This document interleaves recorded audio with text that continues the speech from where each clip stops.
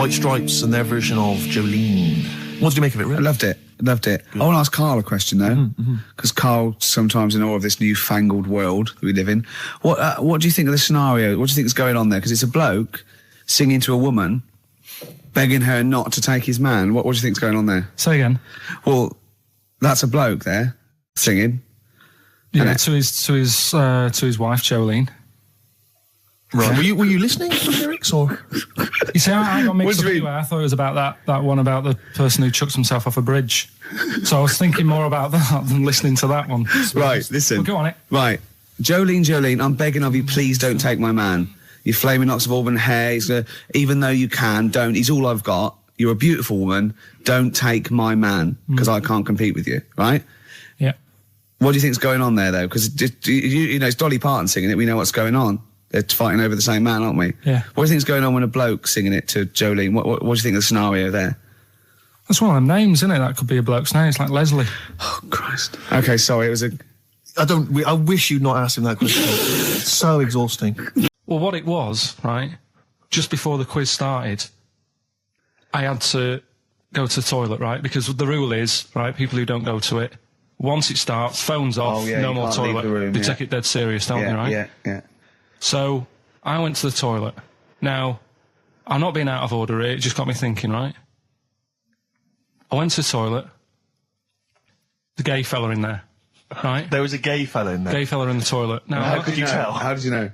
Just typical, you know, everything about it, right? Everything about it, right, yeah. Oh.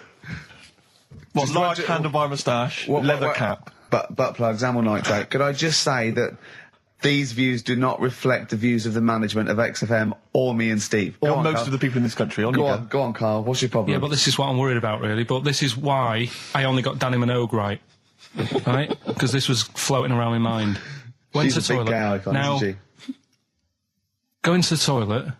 They have like men's cubicle and they have women's cubicle. Yeah. Now, without sounding out of order, is it wrong for me to think gay men should have their own little cubicle? Go in! They should have their own... Well, not cubicle, you mean an actual toilet, I suppose. When I was at the urinal, normally, you know, there's a fella there and then you go, all right. And there's no pressure. But I couldn't go. I was thinking, should I wait? If I go into the toilet, it'll look obvious.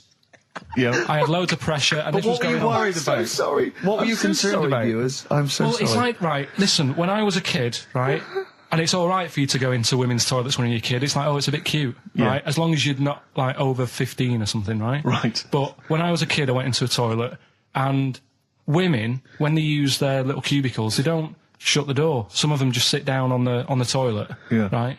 And you see everything. And, no, seriously, that's probably one of the first times I saw, like, a woman. Yeah. That, right? And my Auntie Nora when she was staying over. What happened with your Auntie Nora? She was, she's into wearing caftans. Into wearing what? You know, caftans. Oh, yeah. What are caftans? Big, bellowy sort of dresses. Right. And, yeah, I used to sit on the floor at home in front of the telly. Sure. She was on the chair behind. Yeah. She did a bit of a sort of a Sharon Stone scene. Oh, God. Yeah. Did you see it? There was no underwear? No. What age were you? What was it like? What age were you? It was like a ripped tennis ball. What? Right, we're off air. So, these are mine. Number one, you've been dunking that for too long. That's LB, right? So, oh God, that's too easy. That's too easy. I always tease them, don't I? I give them something to make them feel like they're going to win something, and then I hit them hard with a tricky one. That doesn't make sense. Yeah, go on. So, the first one, so that's the cryptic clue for a band or an artist. Their initials are LB, and the cryptic clue, you've been dunking that for too long. Yeah. So that's the first one. Second one, you won't be able to play that game in this pub because the table ain't big enough. Right? Could be an old artist, could be a new one, could be a band. What's the initials? FD. All right? FD. You won't be able to play that game in this pub. The table ain't big enough. And the final one, well, I've had a rubbish day, so I'm happy it's over. Right? That's the third cryptic clue. The initials being GK. Right? Yeah. Well, I've had a rubbish day, so I'm happy it's over. They're the 3 clues. All you got to do is email in ricky.gervais. That's great. That's genius. Which one? The last one. All right. That is genius. That's the best one you've ever done. All right. Ricky.gervais. That's great. I don't know the middle one. .co.uk. Okay. Email in them 3 answers, you win the stuff. Well, cheers for that, Oliver. Olivia. Yeah. Don't see your email coming up with the Rockbusters answers, so you better give us the answers let's again. give them out. The first one was you've been dunking that for too long. Yeah. That was LB. Limp Bizkit. Limp Bizkit. Yeah, got that one. The third one, we'll jump to that one because you've got it. Well, I've had a rubbish day, so I'm happy it's all over. That was GK. That's a great one. That's Glad It's Night. Glad it's night. That is brilliant, Carl. And the one that you're both having a problem with, you won't be able to play that game in this pub. The table ain't big enough. FD. Go on. Fats Domino. Yeah? What? The dominoes, you played dominoes in a pub. The dominoes fat. Pub tables are quite small. You won't be able to play that game in this pub.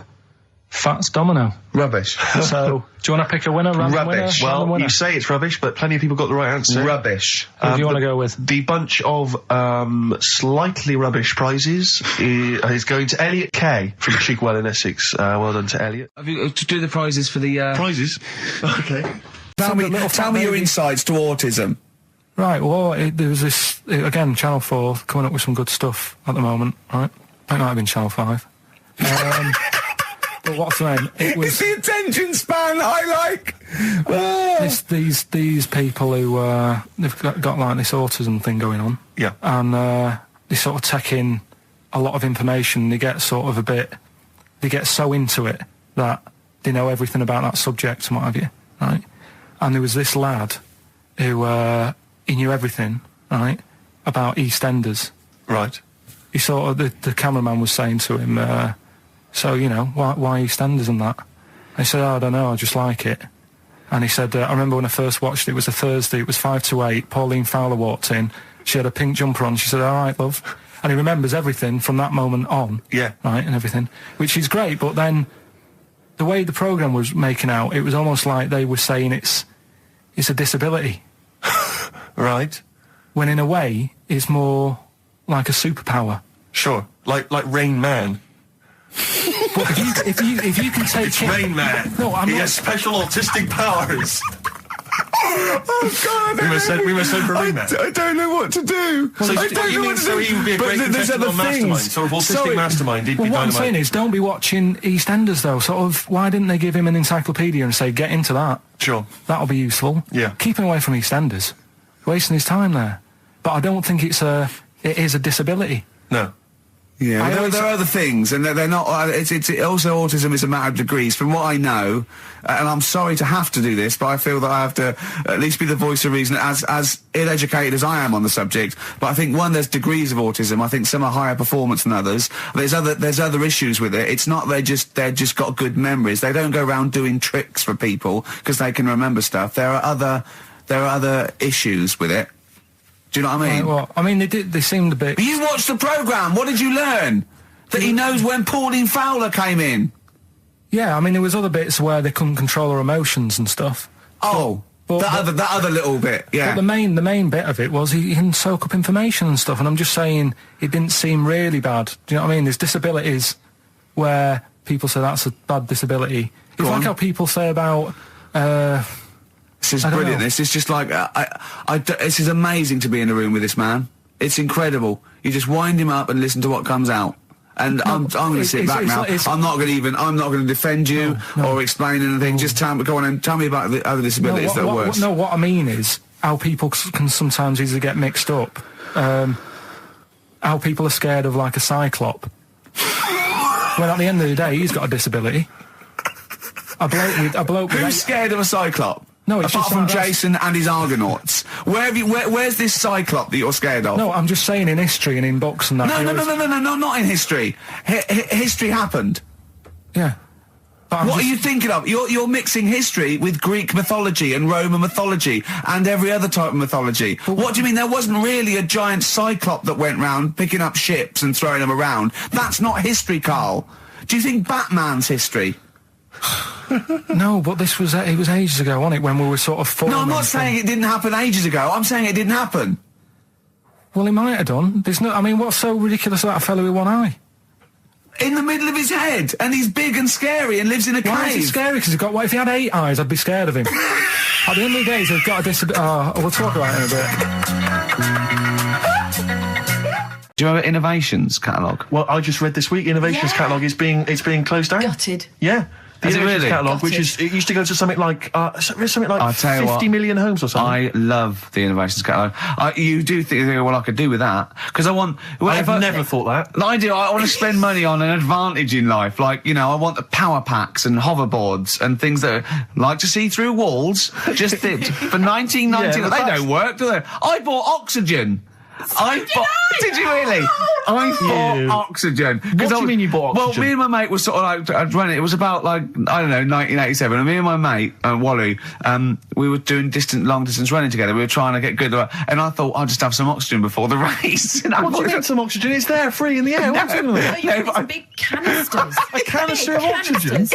What was that gonna It do? didn't work. It just smelled like you were sniffing mints. I couldn't get any in. I But what was it supposed to do? Well, you know, oxygenate the blood so you can. Right. Well, yeah, I don't Make know you why. slightly red it's How in the much was face. it? I don't know. I can't remember. But Mine was 1999. It was a big canister. It was rubbish. Why did you buy it?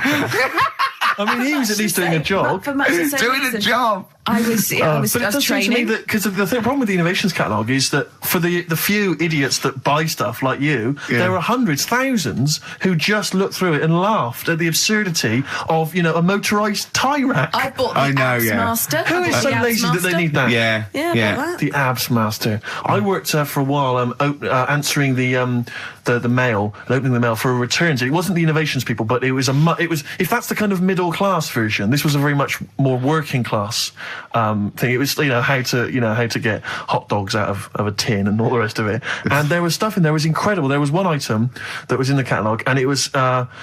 I know, like me, you've probably thought to yourself, I just haven't got time to boil the kettle and fill up my hot water bottle. I You know, thought that yeah, takes upwards yeah. of a minute and a half to do. What I need is some kind of state-of-the-art kind of plastic container with some kind of blue gel inside, which I put in the microwave, and that Really? heats up, right? So that was what this device was. You put it in the microwave, you buzz it in there for like 30 seconds, saving yourself, a minute Oh, at of least, preparation yeah. time. And we used to get them sent back. I swear to God, they would send that. They'd be split. Yeah, they Old exploded, women yeah. saying, I'd heated something in the microwave. I went to sleep. It split asunder, and the blue gel scorched my legs. I've got 3rd-degree burns. And do you know Old what woman with a scolding. Call claims direct. But do you know what we used to do? I used to say, do they not sue over this stuff? And they told me, they said, they never sue. They're not, they're old ladies. They don't realise they can sue. What we normally do is send them a replacement. So I'd have to send replacements back to these old women who had scalded their legs. We didn't even send them the money back. We just sent them a replacement. I mean, unbelievable.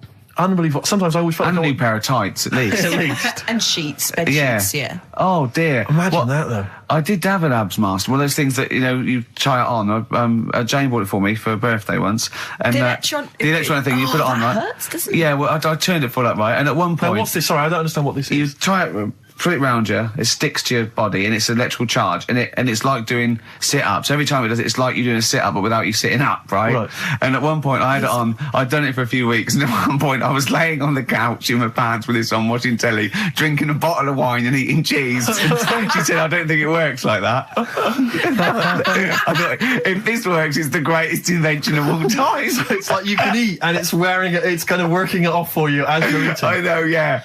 Oh, dear. if only. That'd be great. I did see one thing in one of those little magazines once, and this is hilarious, right? What it was, it's a bloke in a wheelchair, right? And then there's another one of him, and it's raining, so he's got a cagoule on that covers him and his wheelchair. Oh, no. And just his little face. So it looks like somebody you'd covered a motorbike in, and it's just his little face. I thought that was great. Oh dear.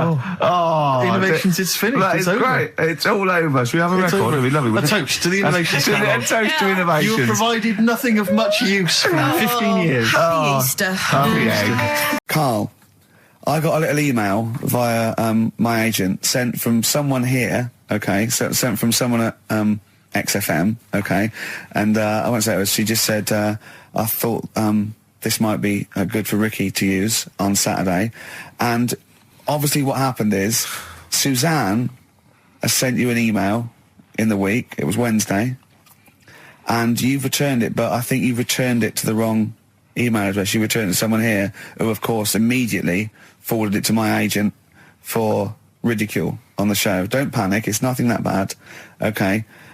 It's an email from Suzanne talking about your tea that night. Was Suzanne out on Wednesday night? Was the an England game or something? Yeah. So you were alone. You were home alone, were you, Wednesday night? Yeah. Did you enjoy your meal? Was it a quiche? Go on. Right. From Suzanne to Carl. Take the quiche and put it on the baking tray. Cook for 30 minutes on 190. Take lettuce and put on plate. Take 3 tomatoes, wash and chop into quarters. Place on lettuce. Take an avocado, chop in half. Remove the stone. Peel skin and slice. Place on salad. Put salt and pepper on and a dribble of olive and balsamic vinegar dressing. Right? In brackets, small bottle behind the cafetiere. Right, in case he's reaching for bleach. Yeah. That's it. She had to put everything else away. Right? Then sprinkle a smidge of parmesan on top. Remove quiche from oven, cut into quarters and put on plate. Eat. Oh, wow. Does she have to do that every single time she's out? No, it's just that I'm not that good at cooking, right? And to be honest, that was a lot of hard work. I didn't bother warming it up. And I did without the avocado. Why? Too much messing about. He didn't even do that with instructions. It was too much. But yeah, I'm not that good at cooking. And Did you genuinely? That's not cooking though, is it, Carl? That's heating up a slicing. quiche. That's cooking it is making the quiche. Yeah, but I'm just. Could you have figured that out if she had left that note for you? Why did she have to tell you what the olive oil and balsamic vinegar was? Because I've put sort of cooking oil on my food once, and I said, oh, it's a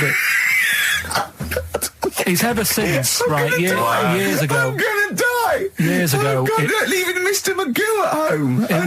It was ever since I put sausages in the toaster that. What do you mean? I nearly set the flat on fire. Because do you know, like when you're grilling food in a pan and all that? Yeah.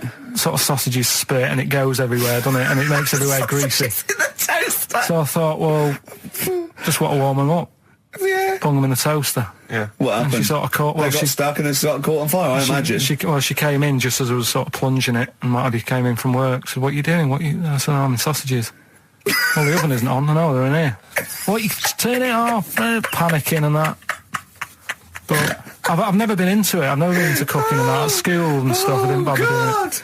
Oh, every time Suzanne comes home, she must think, please be the house still there. Yeah. Please not let me hear a fire engine as I come round this corner. Oh, God, she comes and goes, oh, God, thank God. I bet she's always happy to see you when she gets home and you haven't burned the place down or introduced some howler monkeys or something. Unbelievable. What I find extraordinary is there are people who are in sort of care in the community who don't need instructions on how to prepare food. Oh, they do. They can do it. Yeah, you show them once. Yeah, they and they've learned don't. it. Whatever you do, don't put sausages in the toaster, Johnny. Do you know what I mean? Yeah, and they've don't- learnt it. They don't put sausages in the toaster. Yeah. What did they put their fingers in? But, yeah.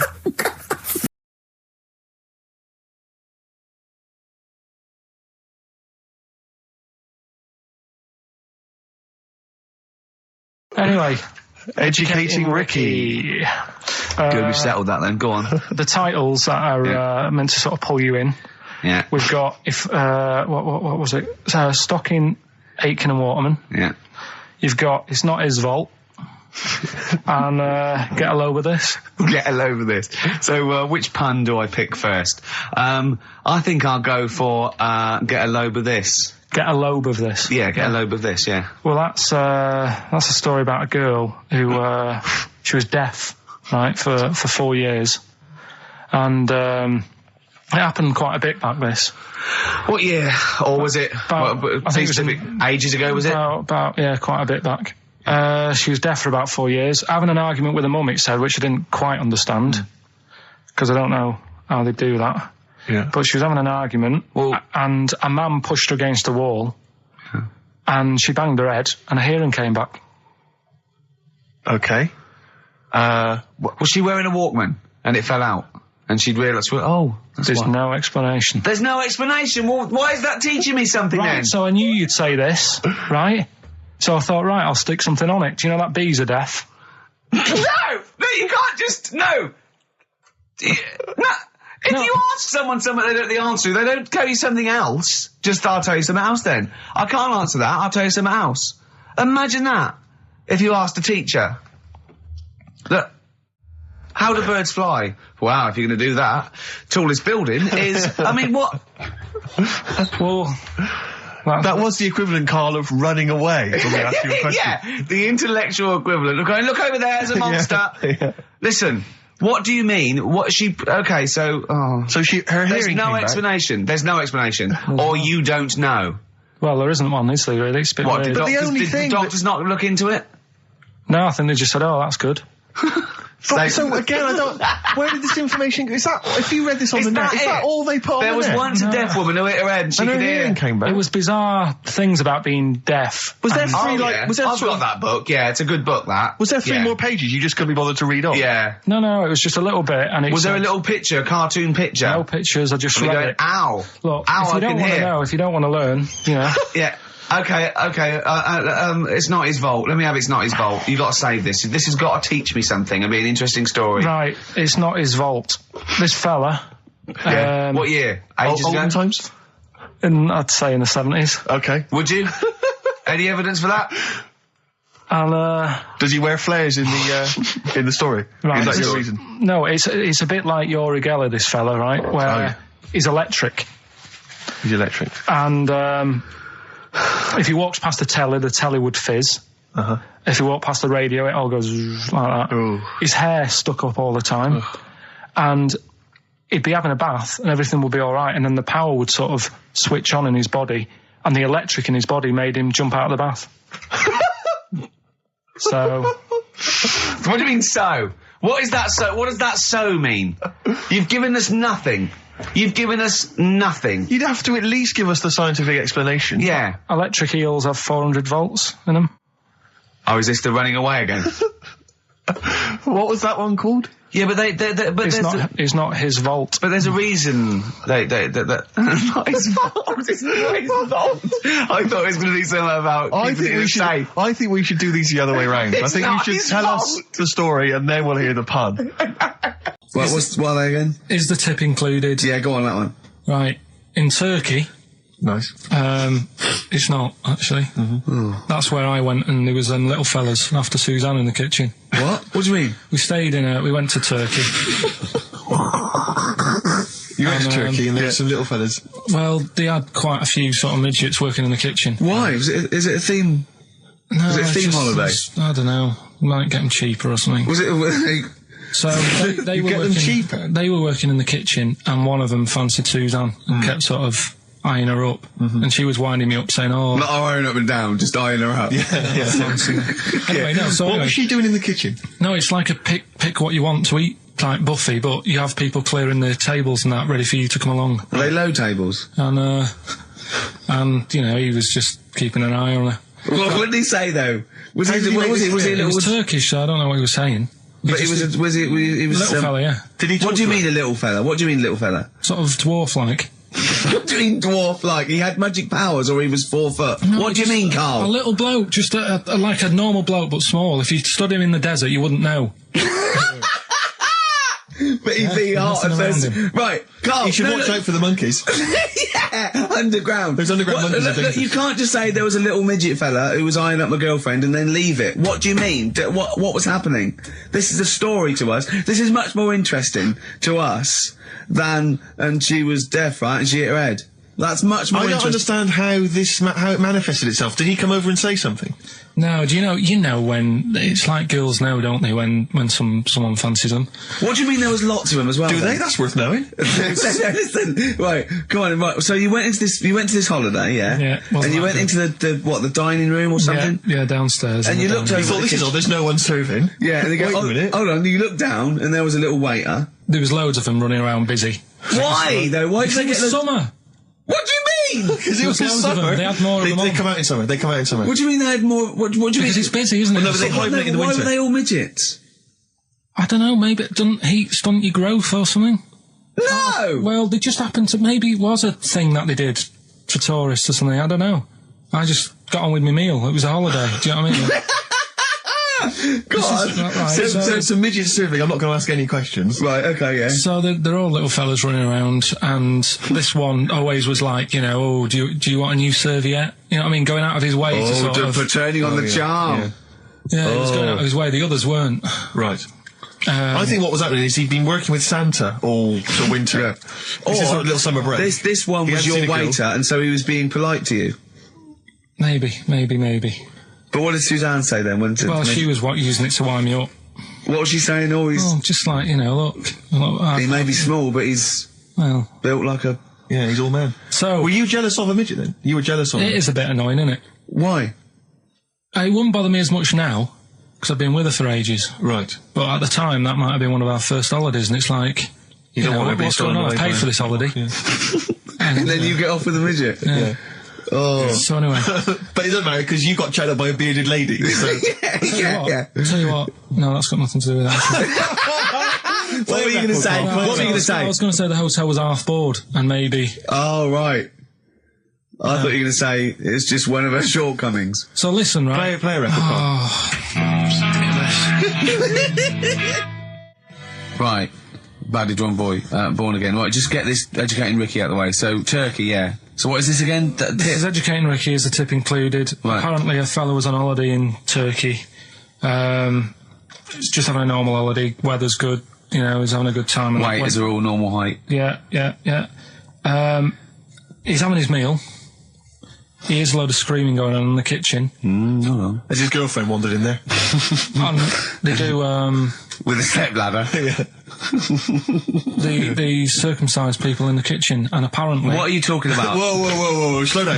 We were Sorry, sidetracked there for a minute. what are We you weren't talking listening. about? Well, I'm just excited about two things at once here. One, they circumcised people in the kitchen. Two, I guessed it was someone losing the end of their knob. He did, yeah. I started thinking like Karl Pilkington. Extraordinary. That is amazing. Apparently it was going on. It wasn't just a one-off either. Well, when I say a one-off, I mean they did it more than once. Yeah. Right?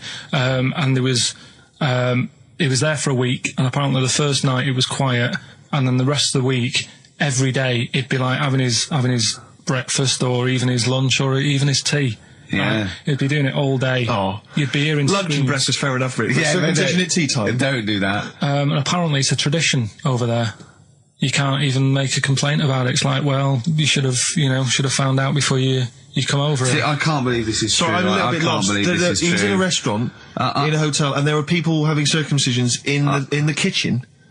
Yeah. Is that right? I'm even worried that we're bordering on the racist here, suggesting that is tradition, that Turkish people cut the end of their cocks off in the kitchen Yeah. at meal times. I think you're wrong, Carl. This just sounds ludicrous, Carl. No, I don't think it happens everywhere. Right. I think this Just in Oh, particular this at this restaurant. hotel. certain places, Certain hotels. certain hotels. What, is it like 2-star? Yeah. Why did he go to the Foreskin Inn? It was his own fault, wasn't it? So that's Sorry, that's it, is it? Have they closed? Sorry, no, wait. That's the story. You educated me, right? Once a fella saw some Turkish people cutting the tip of their knob off in the kitchen. Thanks very much. Thanks very much, Carl. Got any more? Well, there's things you can learn from it. Either don't go to Turkey, No! don't have calamari when you're over there.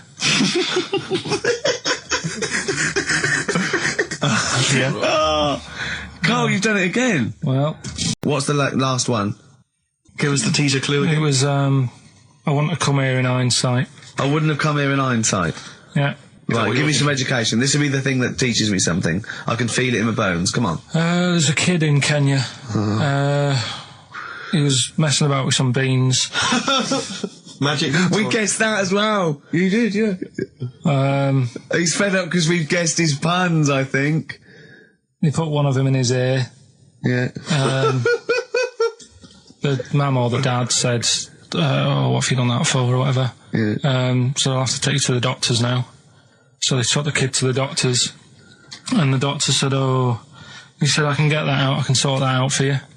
So he took it out, and the doctor said, right, that's £3.50. And the dad said, I've only got £2.70 on me. And the doctor said, right, well, and he put the bean back in his kid's ear.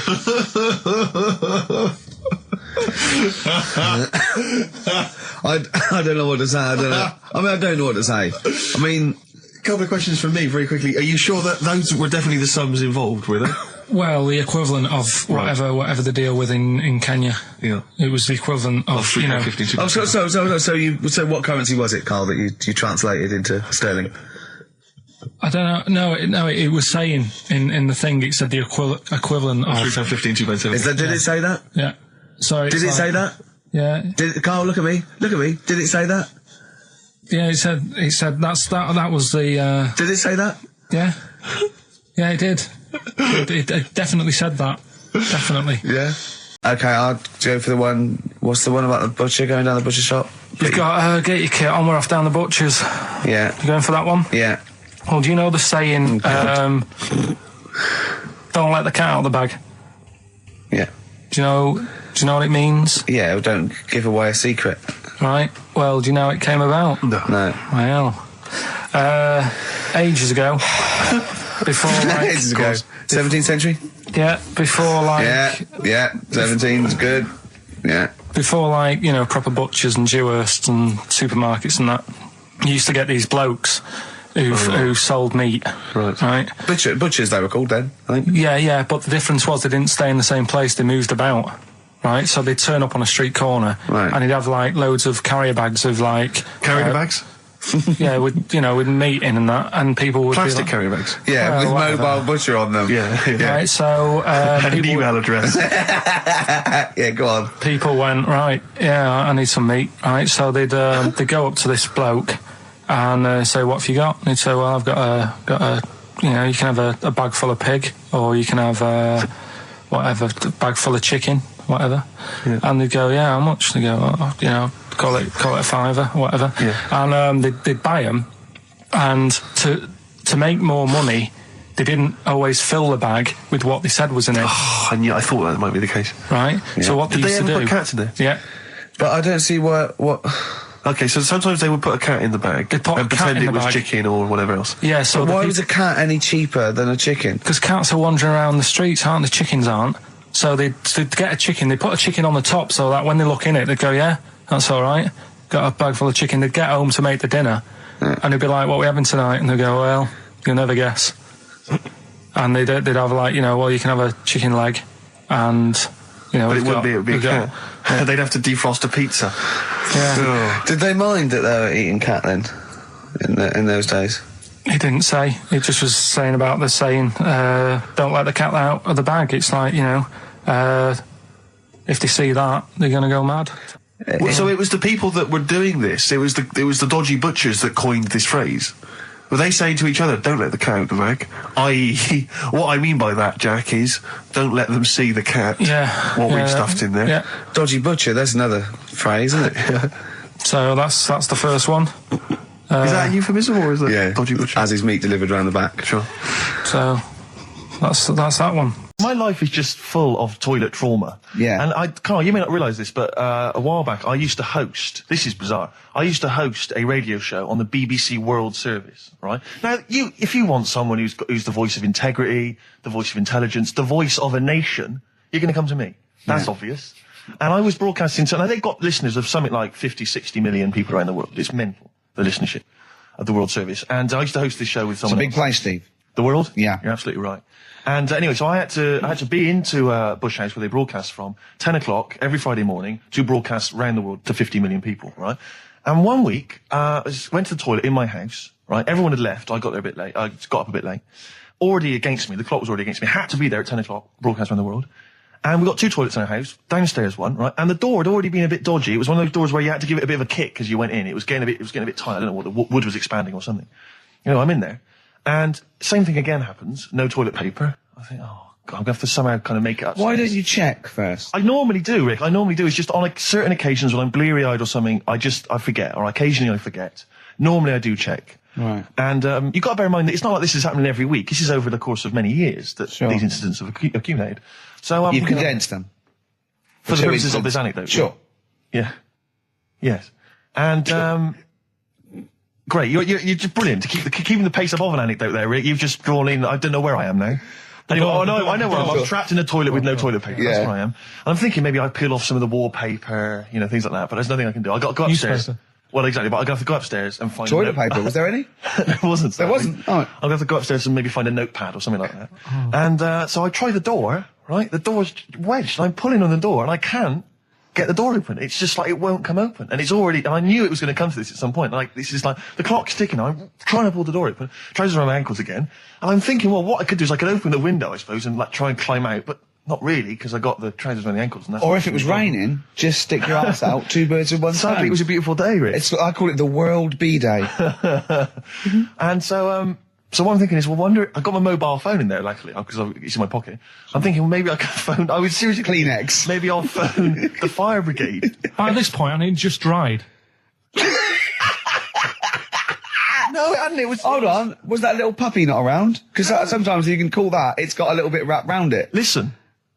Or This is just a use the serious puppy issue. itself. There's 50 million people around the world going to need to hear my voice in 30 minutes. Exactly. And Where's Steve? He's not locked in the toilet again, is he? Exactly. Oh, no. So I'm thinking about phoning the fire brigade, and I'm thinking, Sure. like, if I do that, it's gonna be the first call that goes straight on the speakerphone. Yeah. For like the entire fire brigade service With everywhere. a butch hero carrying you down over his shoulders with your trousers around your ankles. Can I Exactly. just not pull him up? No, you've got to be taught a lesson. Yeah. But I imagine the idea of phoning up and going, hello there, I'm trapped in a room in my house. Oh yeah, which one is it? Oh, I don't quite need small. to know. It's quite small. Yeah. Is it? Yeah. It's not the toilet, is it? Because we don't want to come and rescue someone who's trapped in the toilet. Which No. service do you require? Paper? So I think I can't find the fire brigade. The clock's ticking. So then I think one of my housemates is still in the house, but still asleep. So I phone the house number. Right, phone rings and rings and rings for ages. And eventually he answers the phone, right? Gets out of bed, answers the phone, yeah. Hi, it's Steve. All right, what's wrong? I'm What are you doing? downstairs. What are you doing? Yeah. All right, yeah. I didn't wait. I don't know. What are you doing? Just in the I'm just toilet. downstairs in the toilet. Oh, yeah, what are you doing? Well, I've finished what I'm... Have you got any toilet paper? Any bog roll. Yeah. So he had to kind of scrape together a few bits of paper, and sort of tinfoil or whatever he could find in the house. A cactus. Come down, Oh, no. pass it underneath the door, right? And then I said, can you move away from the door because I don't want you to hear me as I'm, wiping the... And so You he didn't say that? Yeah, well, I didn't want him to, that's embarrassing. Sorry, That's embarrassing. What were you wiping it with? Not tumbleweed. What do you mean? What No, but noise? I know what you mean. Yeah, no, exactly. Right. So then I say, right, can you smash Why the- was he hovering? Why didn't he want to walk away? Will you keep your... What was it? Outside with a glass to his ear? Yeah. Thankfully, there was a window in the door, but it was frosted glass. You could just see my semi-naked body moving around. And so eventually I said to him, look, listen, I'm going to need you to sort of kick the door in. He said, well, I don't want to kick the door in because you're going to have to pay for it, aren't we? I go, yeah, but I got to go to the World Service. Well, yeah. And he was a lovely man. He's the weakest man you've ever come across. It's like if there's one person you don't want to have to throw their body weight against the door, it was him. He's like he'll snap before the door will. So he's smashing against This the door. sounds like a fetish to me, then. He went in there, and there you were naked with lots of toilet paper. And you go, oh, you've broken the door down, and there I am naked. Again. Oh, you've rumbled me, Rick. I wish I'd not told that embarrassing story on the radio. Like it wasn't embarrassing enough, you've just got to make it slightly more seedy. Oh, so did he get it down? He did it, yeah, and I got to the World Service with like minutes to spare. Oh. And interestingly, I told that story to 50 million people around the You're world. joking. Yeah. Did they understand? I think so. What? I mean, is that a bit of a problem when you're on the Will Service? Like, thinking of things that everyone can understand? Yes. Because you can't It's a bit just like talk when about- talking to you. Yeah, exactly, Carl. I think you're on thin ice there, worrying about people understanding what you're saying. No, but you can't talk about stuff that's on the telly and that, because some people will say, oh, we haven't even got a telly here. Oh, yeah, you're listening to XFM 104.9. Yeah. So let's carry on. Let's continue. Well, obviously, Carl was out with me last night, and he saw that I'm, he knows I'm a ladies' man, and that was obvious. Carl, you could see the vibe around me, couldn't you? When the chicks were talking to me, and just remembered recently, actually, I was on a train coming back from hometown Bristol, and I was on the train, and this girl walks on, good-looking girl. I thought, hey up, a largely empty carriage. I'm thinking, my luck's in, because I take every opportunity, Carl. That's the thing about me, I don't choose. She was a good-looking girl. She sat down. I thought she sat down right near me. I thought, brilliant. As this guy comes up behind her and says, I think it's probably a boyfriend or something. Sits down next to her. And I listened in on the conversation, obviously, because I'm pretending to read. It was very clever. I read the same page for hours. So I was pretending to listen. I was listening, but pretending to read. And I realised that it's not her boyfriend or anything. It's just some guy she's met on the platform. And I'm thinking, brilliant. If she's the kind of girl who's just going to start talking to someone, on a platform, on a train, brilliant. I'm going to be in here. Because he was only going one stop. So I'm thinking, what's the worst that can happen? He'll nick off. I'll get chatting to her. And who knows? I could join the... is there a train equivalent? Foot High Club. The Foot High Club, brilliant. And so I'm excited, I'm listening in. And it turns out that they're both kind of graduates who've just finished university, or they're coming to their finals or something. And they're chatting away, and he's making a couple of witticisms, and she's kind of tittering at his jokes. I'm thinking, well, I'll tell you this, if she's laughing at this kind of material, I am going to blow her away, with my kind of anecdotes and wry observations, It was weak stuff, I got to be honest. Really? He was coming out with nothing. He was running on empty, as far as I'm concerned. Yeah. And she was loving it. So I'm thinking, brilliant, I'm going to be right in here.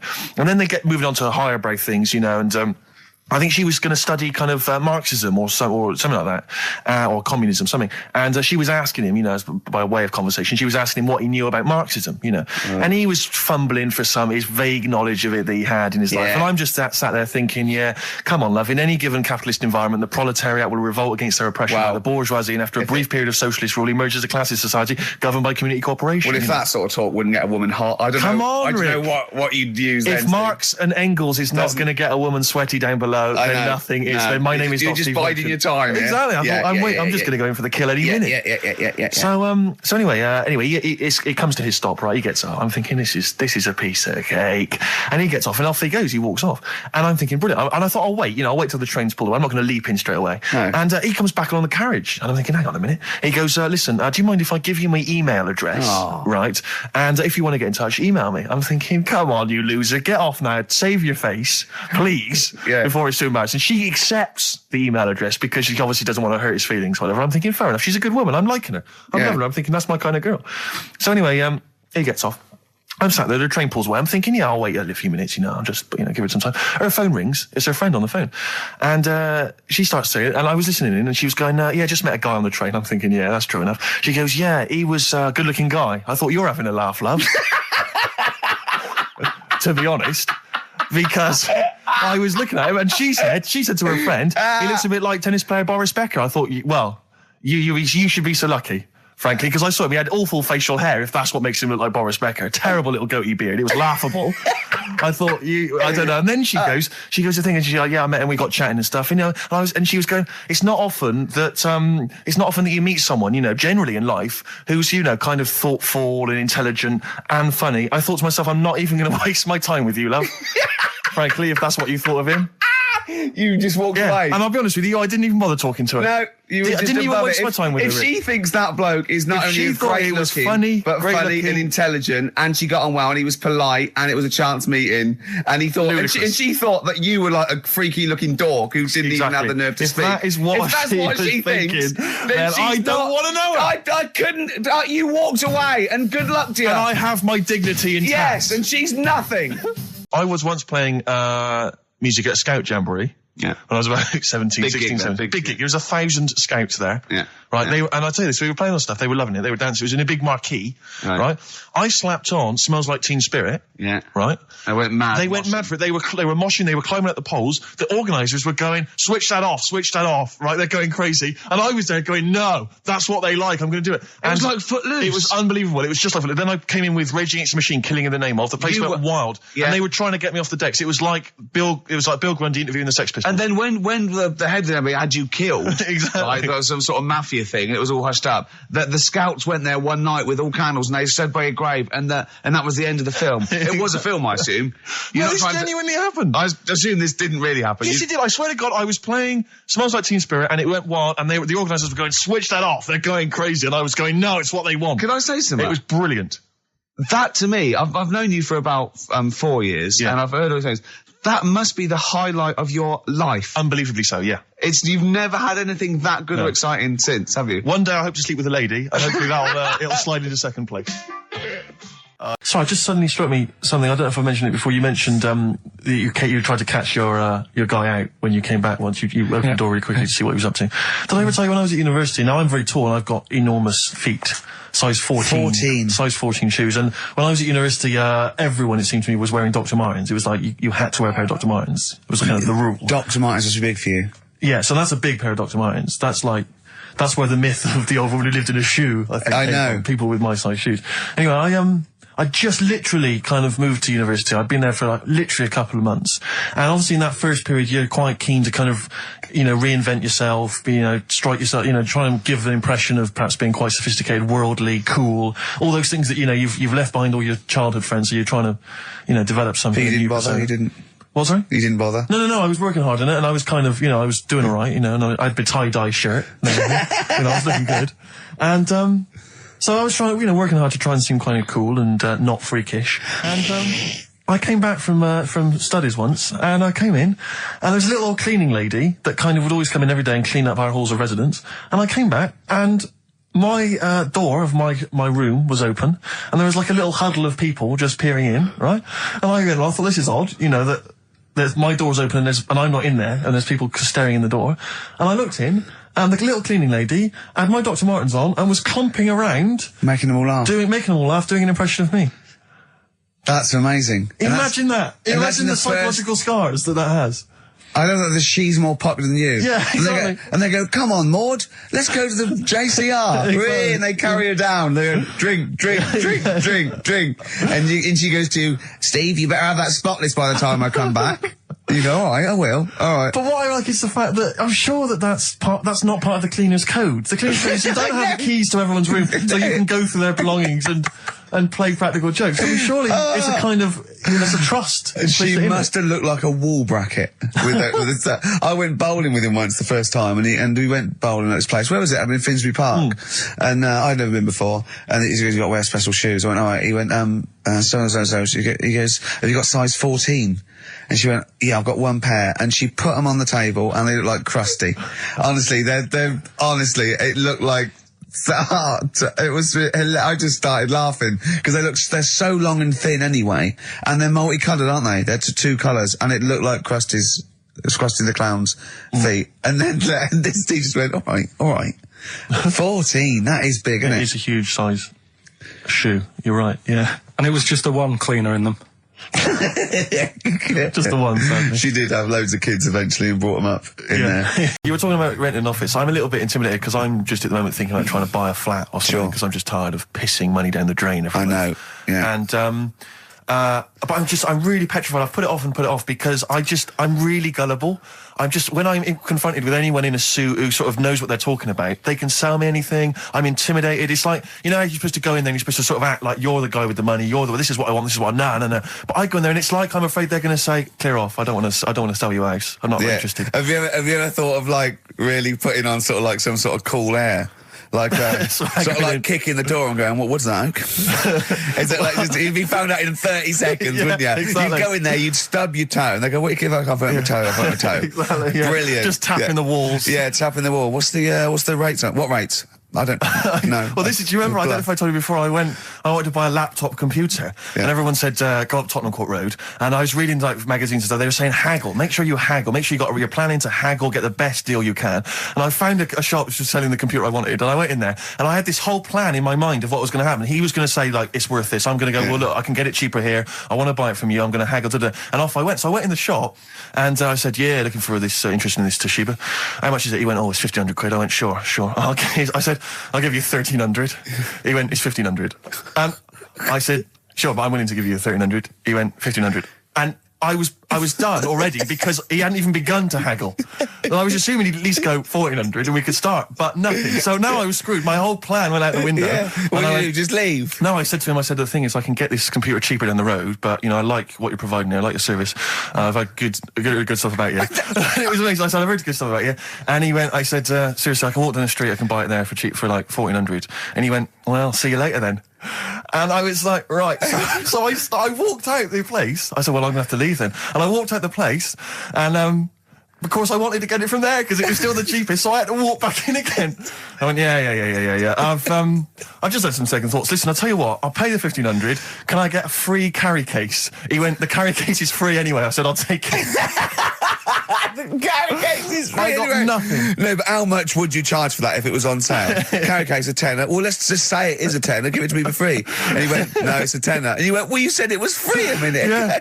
Oh, it's just pathetic. That is lovely. It's having to walk out making a big statement and then come back in again. Oh, dear. So I'm really scared. I feel like I need someone to come with me and do all the talking. Know what they're talking about.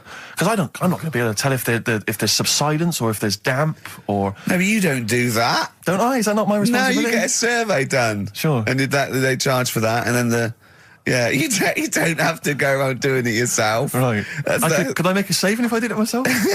Yeah, this should be all right. Yeah. There's this hole in the wall, Steve. Yeah. Yeah, but what's a hole in the wall? Put some newspaper over in that. Chaucer's day, that was the toilet. That'd be fine. I'll tell you, you're going to go along later to the Live 8 gig and you're probably going to see some bands that are going to make an effort to entertain you. But if you want entertainment, Rick, you know it. There's only one person to book. Go on. Me. If you have perhaps something to do, because I'm obviously a top DJ on the radio, but where I really come into my own is DJing in any kind of club environment. Well, you told me you were DJing. I didn't go to it. DJing a party, and you said the place was rocking. The place was roaring, and I loved it. Carl just said he was there, and they weren't. Well, that's nonsense, Carl, because you know very well that when I'd put on a tune, they'd cheer. Yeah, but it was late on in the night. They would have done that whatever you put on. That's nonsense. No, they were happy and everything. I'm not saying they weren't having a good time. It was your party.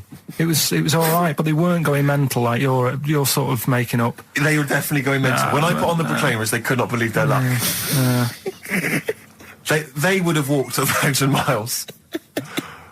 Was it good though? Were they really? What were they doing? They were dancing, were they? Dancing and that, but they weren't sort of cheering, going, more and all that at the end. What are you talking about? Oh, Take On Me came on, the big cheer went up. Oh, I don't know who to believe. I've been there, done it, Steve. I've been the DJ as well. It might be jealousy. It might be like professional jealousy there. Yeah. I think it's because my fortunes are on the up and these are on the down. We all know famously that he had Pilkington making music, his DJ outfit. Didn't happen. I did enough. I just wanted to do enough to pay for the equipment, and I did. And that was that. But I don't like crowds, do I? But you're safe, aren't you? You're behind the little thing with the flashing lights. But there's still a lot of people and that. Forced fun. Don't like that. Forced fun? It's not forced fun. They haven't got to dance if they don't want to dance. Yeah. Don't like it. What do you mean your fortunes are on the up? Anyway, DJing. Well, I'll tell you, I was hired. Well, I say hired. I did it as a favour to a friend. His wedding the other week. And I got there, I was thinking, because everyone had their little role to play, and then people were doing a good job. I love you taking it seriously. And I spent ages putting together some CDs, special selection CDs. I love that! Because what I did was I burned them on iTunes. Did you turn up with your own headphones round your neck? Own headphones, wearing a suit, but headphones. Metal case. Didn't need it, just had them all in one small box. Brilliant. Boom. I thought this is good stuff. I got some classics here. Give me an example. Give me an example of that, like the first hour, the warm-up hour. Rick, I'm coming straight in with Frankie Valli, Oh What a Night. Brilliant track. I mean, when those beats start at the beginning, who's not getting on the dance floor? Wait a minute, what's this following up? Go on. It's the Jacksons. What, I Want You Back? I Want You Back. Brilliant. It sounds good at the moment, Carl. Yeah. So I'm thinking, I'm gonna roar this, because they laid on a good spread. The ceremony was nice, food was nice. I'm thinking this is going to be the piece de resistance. Yeah. Alarm bell started ringing. Why? When I realised there was a marquee outside. Of course, it's a balmy summer evening. I'm stuck inside on the dance floor, so I'm thinking I'm going to be struggling here to get them in. Even with flavours like this, I thought I'd struggle, Rick. So I'm sat there in my suit. I'm sat behind this little DJ console. I've got all the big numbers. There's one or two people making some token effort, but frankly, most people are outside everywhere at the time. I was livid. Of course, they couldn't hear it out there. So I was playing to an empty room, really, and I was furious. I was absolutely furious. Because, I mean, what is, they're wasting my time. They're wasting now. I could have just stuck the CD on and gone out. They're wasting Frankie Valli's. Frankie Valli's time. They're wasting the Jackson 5's time. They're wasting, D-Light's time. Yeah, yeah. And, so I'm sat there, and there's a couple of people making a cursory effort. Mainly when they come to get a drink from the bar, they might have a little quick, couple of twos. You shout, we don't want your not interested. All of you or no one. All of you or no one at all. And, then there's a microphone set up because people have been doing speeches. This little girl gets on the mic, right? It's being funneled through the speaker system. So every time I put my headphones on, Miss Dynamite, was it? It wasn't sadly Miss Dynamite, although she decided to have a little go at MCing. She was screeching a little head How off. old is she? Oh, I don't know, 8 or 9. At their most annoying. When children are their most annoying, because they got a bit of confidence there. They're a bit cocky. They're not shy anymore. They're a bit arrogant. Yeah. She's screeching her head off, so I'm playing, and she doesn't know it. Your face! I'm playing into the groove. No one's getting into the groove because she's going mental. She's just going, what's this? What's this? I don't know what this is. Play something I know. I'm thinking I haven't got any bloody DJ Otsu or Crazy Frog. I'm not going to play what you... So she's just screeching along, ruining it for everyone. And I say everyone, there was no one there. So me, she was ruining it for me. I bet you were really I was angry. furious. But of course as well, every time she screeched, it went through my headphones. So of course and then her dad comes along, right? And I'm thinking, all right, he's seen I what's just happening. imagine you in your suit, sweating, getting annoyed at someone ruining your set that no one's listening to. I think, her dad's coming over. He's going to put pay to this. He's realised that, she's causing a disturbance. He comes over there, joins in. No. Sits her on his lap. He's just saying, she's having a whale of a time. I'm thinking I'm furious. I'm thinking it's his responsibility to shut her up. He's not going to do anything. What can I do? I can't step in. No. And I know very well that if I interfere, he's going to say, oh, well, she's enjoying herself and no one's dancing anyway, and we'd have just got into a fracas. Yeah. And I didn't want to start a fight. No. Because So, I don't know, but he'd have knocked you out, wouldn't he? Someone would have got knocked out. And I'm not saying who it would have been, but, but to bear in mind, Rick, there would have been 2 of them. And so I didn't want to get into a fight with him. And anyway, so I'm playing. Anyway, so my friend came along. He realised what was happening, and I didn't have the guts to unplug the microphone because he'd have known. You see. Yeah. So I got my friend to do it when she had her back turned. So he pulled the plug out. The microphone went dead. She went, "What's going on?" I went, "I don't know what you're talking about." I said, "I don't know." She said, "Where's the microphone?" I said, "You must have broken it." I don't know what's going on. Someone will probably make you pay for that.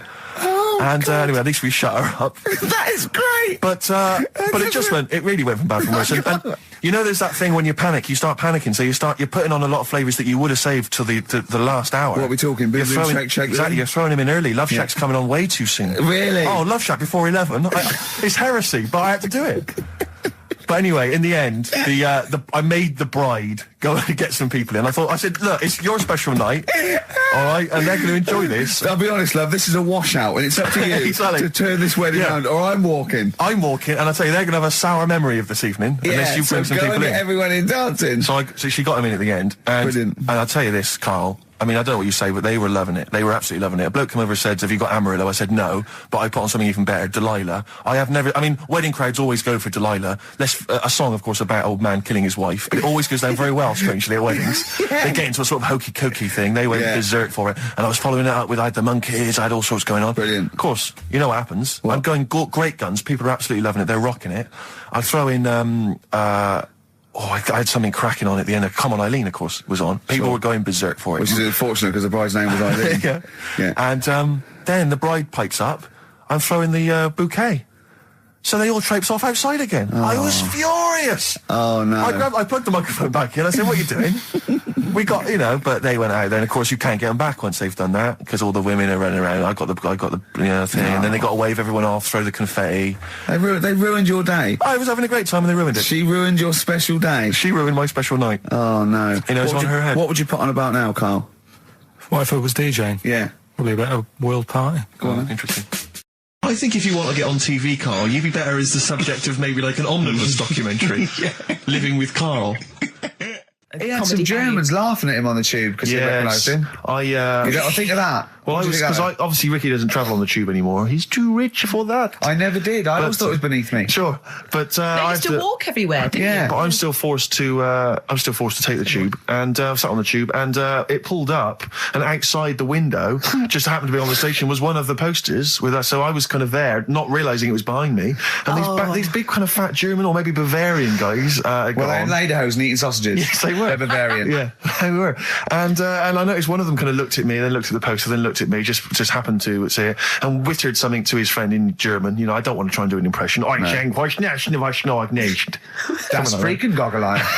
Oh, whoa. I think that... No. But I know what you're thinking it means. It doesn't mean that. Right, okay. It means... What's a rough translation? Elegant boy. Right, okay, yeah. And so anyway, That's freaking goggle eye. He pointed out the poster, and his That's mate... lanky piss and streak. And his mate burst into laughter. And then we pulled They've got a great sense of humour, the Germans. Well, that's indeed. the thing. But we rumbled onto the next. We rumbled onto the next station, and the poster was in exactly the same place. And this time they tapped the shoulder of someone else on the train and pointed me out, and that person also laughed. An Italian? An Italian bloke, yeah. There was a French. Was there a bloke with a beret and a little moustache on the other side? Yeah. Was the United? Did you get on the United Nations Express? Just to, imagine that. Yeah, it was fake. See the freak. Look at this freaky goggle eye. Right, whereas I love the fact that before you were at least pretending to be speaking German. Now this is an Italian with an accent. It's just a guy speaking perfectly good English.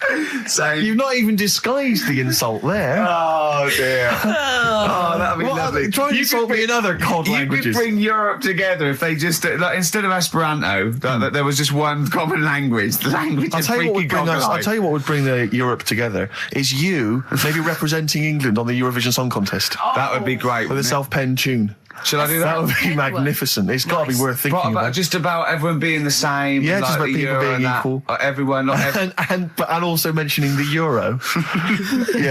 Yeah. Just doing that. I like all different cheeses. Oh, je t'aime la musique pop. Yeah. La baby belle. Et le cheddar. I'm not a fluent French. Le grand fromage. Yeah. Oh, it'd be lovely, wouldn't it? And they'll all be there, all in their different. Well, every line uniforms. could be maybe in a different language. Yeah, and what would I wear? I'd wear sort of like a kilt. You'd wear a kilt, but you'd also have on your head one of those kind of big, what are they called? Those big furry hats that beefeaters or whatever wear. Yeah, one of them. Is it kind of a busby or something? A busby. Yeah. Wear one of those, or maybe a kind of policeman's helmet, That'd be Bobby's good. helmet with the kilt. Yeah, You'd have the clogs. I'd wear the policeman's helmet under the kilt, so they just thought I was really enjoying the show. Yeah. Good idea. Hey? Excellent. I think we talked for about 3 minutes without having to mention some kind of genitalia. You're doing very well, We should actually, celebrate boys, by playing one of my tunes of the year. Really? I said in the past to you, Rick, that my grandparents, so I love them dearly, but it's like for the last 30 years, they've been waiting to die. I know, It's yeah. like they just sort of, it's like, the novelty wore off of life. Life in the 50s. Yeah, they got kind of bored of it. Life, in the 40s, it was brilliant. All sat around the old Joannas, the bombs fell, singing. They loved that. The 50s, that was great as well, because that was the post-war years. It was, it was a bit tight in the pocket, but it was all right. Everyone pulled together. And then the 60s came along, all the crazy music, the funny hair. Let's stay in bed. Exactly. They basically stayed in bed. And it was one Christmas when my grandmother said to my dad, what do you like for Christmas? What do you fancy for Christmas? And this must have been, I don't know, 20 years ago. She said, what do you fancy for Christmas, Ron? And he went, well, I could do with a nice big kind of warm winter overcoat. She said, don't worry about that. Don't worry about that, because your father will be dead soon. It's right, you can have his. Meaning my granddad. Well, to be honest with you, my father's still waiting. Which is good news. Good news for my grandfather. Less good news for my dad. He's freezing. He's freezing. He finds out, how is he today? He's fine. Oh, okay. Oh, I'm freezing. It's such a weird mindset, that. I think that, to me, is what sums up people from that older generation, the 40s and 50s. And it seems to me that you've got that kind of mindset. It's like you were born in the 30s. And whenever you talk of your childhood, it's like you had like a baked potato to take to school. And a hoop and a stick is a Christmas The other thing is, I think that that sort of generation, it seems that the man is dependent on the woman. There's a total dependence. Oh, absolutely, If she dies, he's done. Yes. He's done for. It just pine away. If he dies, she's got 30 years of pottering. Absolutely, yeah. Do you know what I mean? Yeah, and going to the youth club and the church. I know what you mean, yeah. It's sort of like that. It's sad. Of course, it's sad for them, but it's not the end of their life. No, sure. And it sort of is the other way around. I don't know why that is. Yeah. It's terrible. That's a little melancholy thought for I know, Christmas I've really time. brought it. You brought it down. You've brought it down. I've brought it. This isn't a nice show at all. This is terrible. Well, We're going to have really people make just it killing themselves. What? Well, I didn't really want to make it a Christmassy type show because I don't really like it. Oh, he's done it again. What, you did Christmas once, didn't like it? No, my dad always said... All right, steady on. Dad said Christmas morning was for for me. So he used to stay in bed. So he never... That's brilliant. That's a great thing to say, isn't it? Yeah. Christmas morning's for you. Run wild. Do what you want. Just don't bother me. I'm going to Honolulu for 2 weeks. That's great. Dad, it's Christmas. Do I have to do anything? No. So my mum used to get up because she used to like to see my face light up, when I open my presents. And then... to give fireworks. And then I'd have to go to my bedroom from about 6 o'clock onwards because my mum and dad were into having big Christmas parties and I wasn't old enough to go. Right. So they'd say, right, you know, you've had your fun there, you go up to your bedroom, stay in there. Really? Yeah, I remember one year, right, I got a train set, that's what I wanted. Yeah. Right? It's brilliant. Playing with it all day. I thought, I don't mind about the party, I'm happy staying up here playing with this. Brother comes in, he's had a few, right? He's going, yeah, give us a go on your train. How old is he? He's a bit older than me, so he might have been like, let's see. Well, let him be 18. Probably about 18, 19, And how old something were like you? that. I had a train set, so I don't know, about 14. something like that. Yeah. Right, so I'm playing on that, loving it and stuff. And then he comes in and goes, oh, gives a go. He turns the transformer up to like 14. He went really fast for about 5 seconds, broke it, and then he went back downstairs. Wow. So Christmas, I hadn't even got to Sounds Christmas like Day. the Conservative government with British Rail. Satire, though. Rick, I just thought that there's satire. It's If there's any satirical shows listening or it magazines, doesn't work in any way because there's the analogy falls down apart from there being a train. think it through though. British Rail was trains, Yeah. and the government broke the trains in many. Well, they didn't break them, like not officially breaking them, but they kind of. It does work. It's perfect. Oh, I'm very pleased with that. And I can't. And no one's asked him to be on. Have I got news for you? It's weird, isn't it? Because it's strange that when you've got a satirical mind that's as quick as that. Yeah. All And right. he's broke your little train set. So what did you do? I just like watched telly and had some sausages. I bet you were happy with that, though, weren't you? Oh, it's a bit annoying though, isn't it, when your main present of the year has been broke. And then, did it ever get it fixed? No, that was it. Put away. I'm intrigued why your parents wouldn't let you come and join in the festive fun. Was it like really debauched down there? Was it like eggnog everywhere? And Well, no, but I mean, that's fair enough. 6 is a little bit early, but I just think, you know, if you're a kid, you know, he had his fun, put him to bed at 8 maybe. And do he you think won't. so on Christmas Day? I thought that was a day for family. Well, not if there's a party going on. and Well, then don't have the party on the Christmas Day. Well, that's another option. Yeah. Your parents are weird, aren't they? A strange breed. well, I think that was the year, right? You're talking about buying presents and stuff. I think I did treat my mum to. I didn't buy my dad anything. I think that was like when I got a bit older, he used to get me dad something because he wasn't that bothered anyway. No. So got me mum. There was a cheap shop, right? We had a cat. We used to get through loads of cats because we lived on a. Oh, God, it started early today, isn't it? What do you mean? It's only 10 past Just 1. because What we are lived you doing? No, we Running a lived- restaurant? We lived on. Oh, God, what do you mean? No, we lived on like a main road. Oh, yeah. Right? So Yeah. we used to get through a lot of them. My dad It was kept their saying, risk. you know, stop wasting money. You know, it's not Stop good. wasting money, not wasting cats. Right. So anyway, we had this cat that was ill all the time, and It's just bag of nerves, probably. Yeah, malingerer. Yeah, I'm terrified. I'm going to which house? Rome. Oh, God, bloody hell. Rome. Don't let me go to the Pilkingtons. and he, for some reason, it kept being sick all the time. Right? Yeah, that is nerves. That's definitely nerves. So my mum kind of thought, I've had enough of this, and she shaved it. Whoa, whoa, whoa.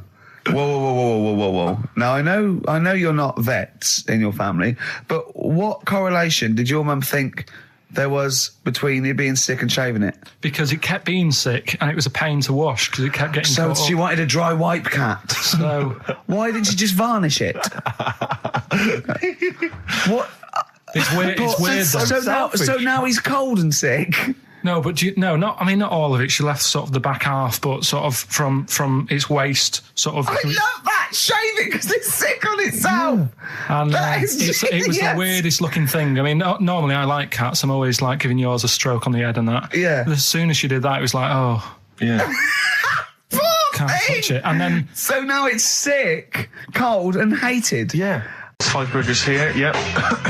And so I don't know, how should we begin, Carl? Do you want to just look at the size of these burgers? They're quite Look, they can see it on webcam, can't they? They can see us stuffing these burgers into your mouth. And by the way, I'm filming this, Steve. Look, Brilliant. Look, I've got a camcorder. We'll put this on unseen footage on a DVD or something. Or maybe on the website. On the Oh, Carl, what if you break the record? Okay, Carl, I'm coming round now to just monitor this and adjudicate. What's the web? If you want to see this on the webcam, what is it? xfm.co.uk. Right, okay. Hold on. So- Can I, Steve, I'm can I not do being that? funny. I'm not being funny, right? But I think I have got like a bit of a wheat thing, You've got a bit of a what? a wheat allergy Oh, thing. don't give me that. No, seriously, my head's. I've been eating a lot of shredded wheat recently, and my head's got a bit bigger. Carl, I don't think you can let us down now, mate. So you just got to put that for us. No, I can't put that like that in my mouth on its with I've got to break it talking up. about? I've got to break it up. Can't break it up. Can't break it up. It doesn't say you can on the rule thing. It does. It doesn't. I can't look. I physically can't. Try it. I can't look. I'd have to be Jay Goody to be able to do that. Seriously, look. Oh. Try it. Yeah, I know, but you're not approaching it right. That's it. Come on. That's all. Keep Oh, going. God, he's not going to do one. Keep going. That's good work. Keep going. How does he get three in? Keep pushing. Ease it Keep in. pushing. Ease it Keep in. pushing. Get one in at least. Ease it Get in. one in at least. Get one in. Ease it in. Get one in. Push it. That's one. Let's go for another one. I reckon you've got to rip it up a bit. Okay, do that then. See how many you can get in. You've got to get in two. No, just one. No. Well, it's don't three, I think. pack it in. What do you do? Pack your Swear. cheeks first. Honestly, Steve, my head is swelling a bit because I have got a wheat thing, a wheat allergy. That'd be good. There'd be more room. Right. Okay. Look, Carl so is now that's- just sticking it in his cheek. Yeah. Don't eat any. You can't swallow any. It's like a hamster. You got to work it like a hamster. Yeah. Stick it in. Come on. He looks like Marlon Brando in The Godfather. Come on. Don't lose any yet. Right. Pack it in, then use your fingers to pack it in. Come on. Wedge it in. Like you're grouting the bath. I can't do this either.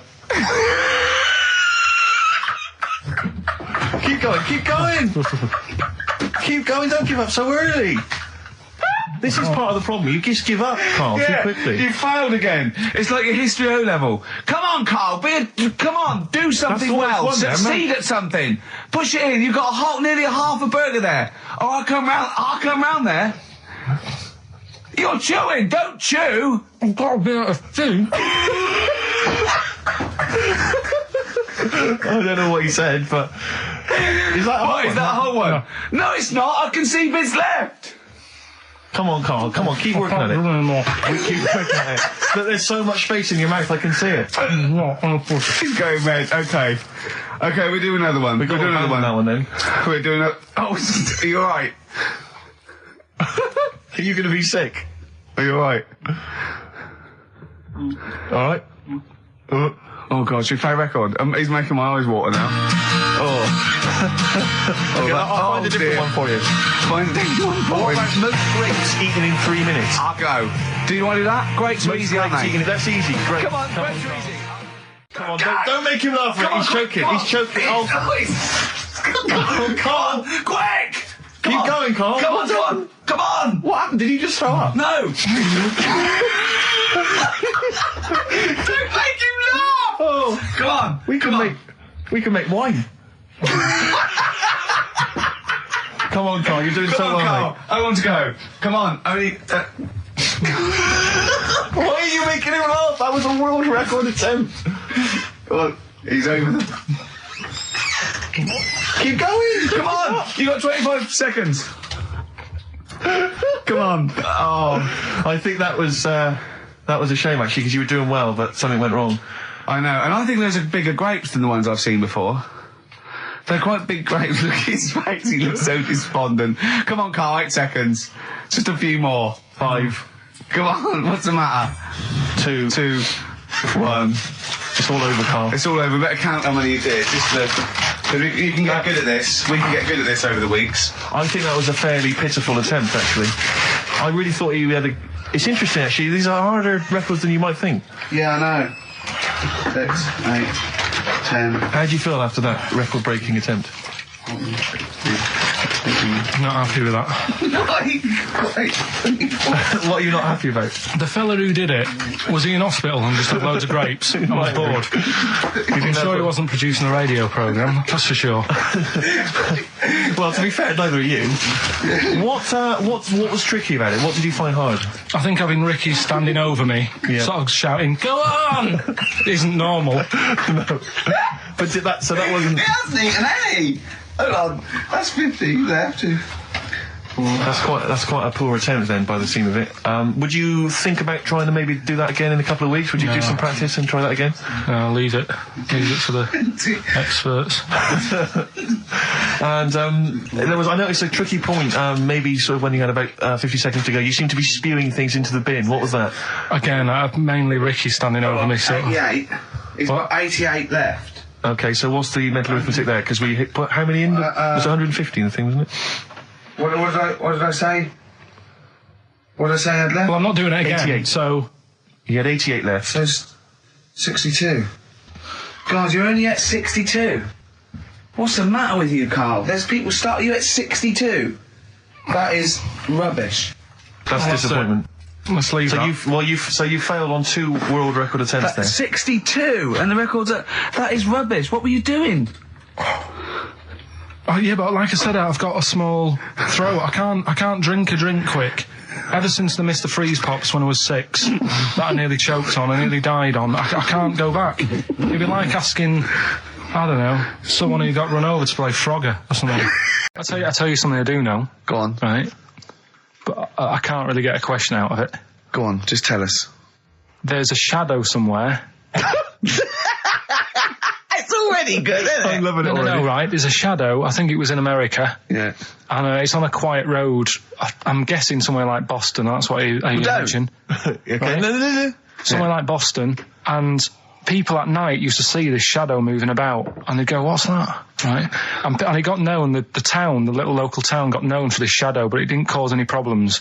What are you talking about? Well, it was Just you lost me. What are you talking about? Do you know like some places get famous, like Scotland's got the Loch Ness Monster and that, but it doesn't cause any. Yeah. But it doesn't cause any problems. It doesn't exist. Go on. Right. So there's this shadow walking about on the road. And, What do you mean? No, what's he again?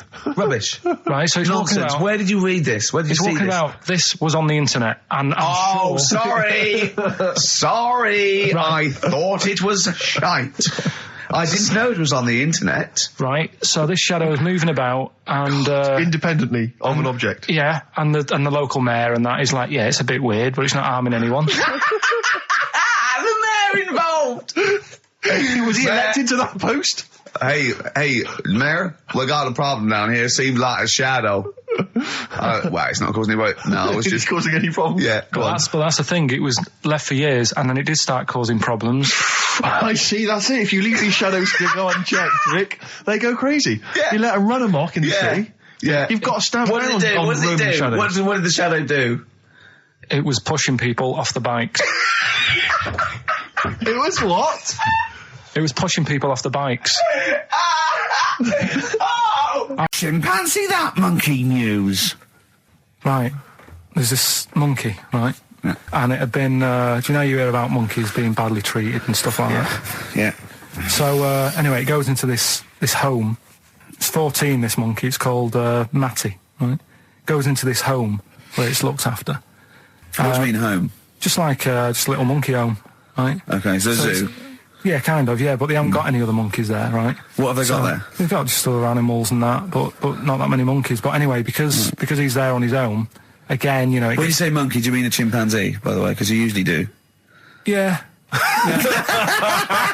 I can't believe that journalist thought this was scripted. Amazing. So anyway, yeah, so he gets sort of pally with the people working there and that, and it's smoking fags, it's having a drink at night and all this, right? What do you mean it's having a drink at night? How? It's all here, Steve. I mean, we haven't really got time, but... Well, no, don't say it's all here like it's proof. You've got another stupid story that someone has put onto the internet. Someone sitting at home in their bedroom has put onto the internet. So it's having a fag, it's drinking a lovely glass of Bang Rock Station. Yeah, the wine that's perfect for a barbecue. Yeah. Anyway, it's loving life, it's forgetting about its past and everything, right?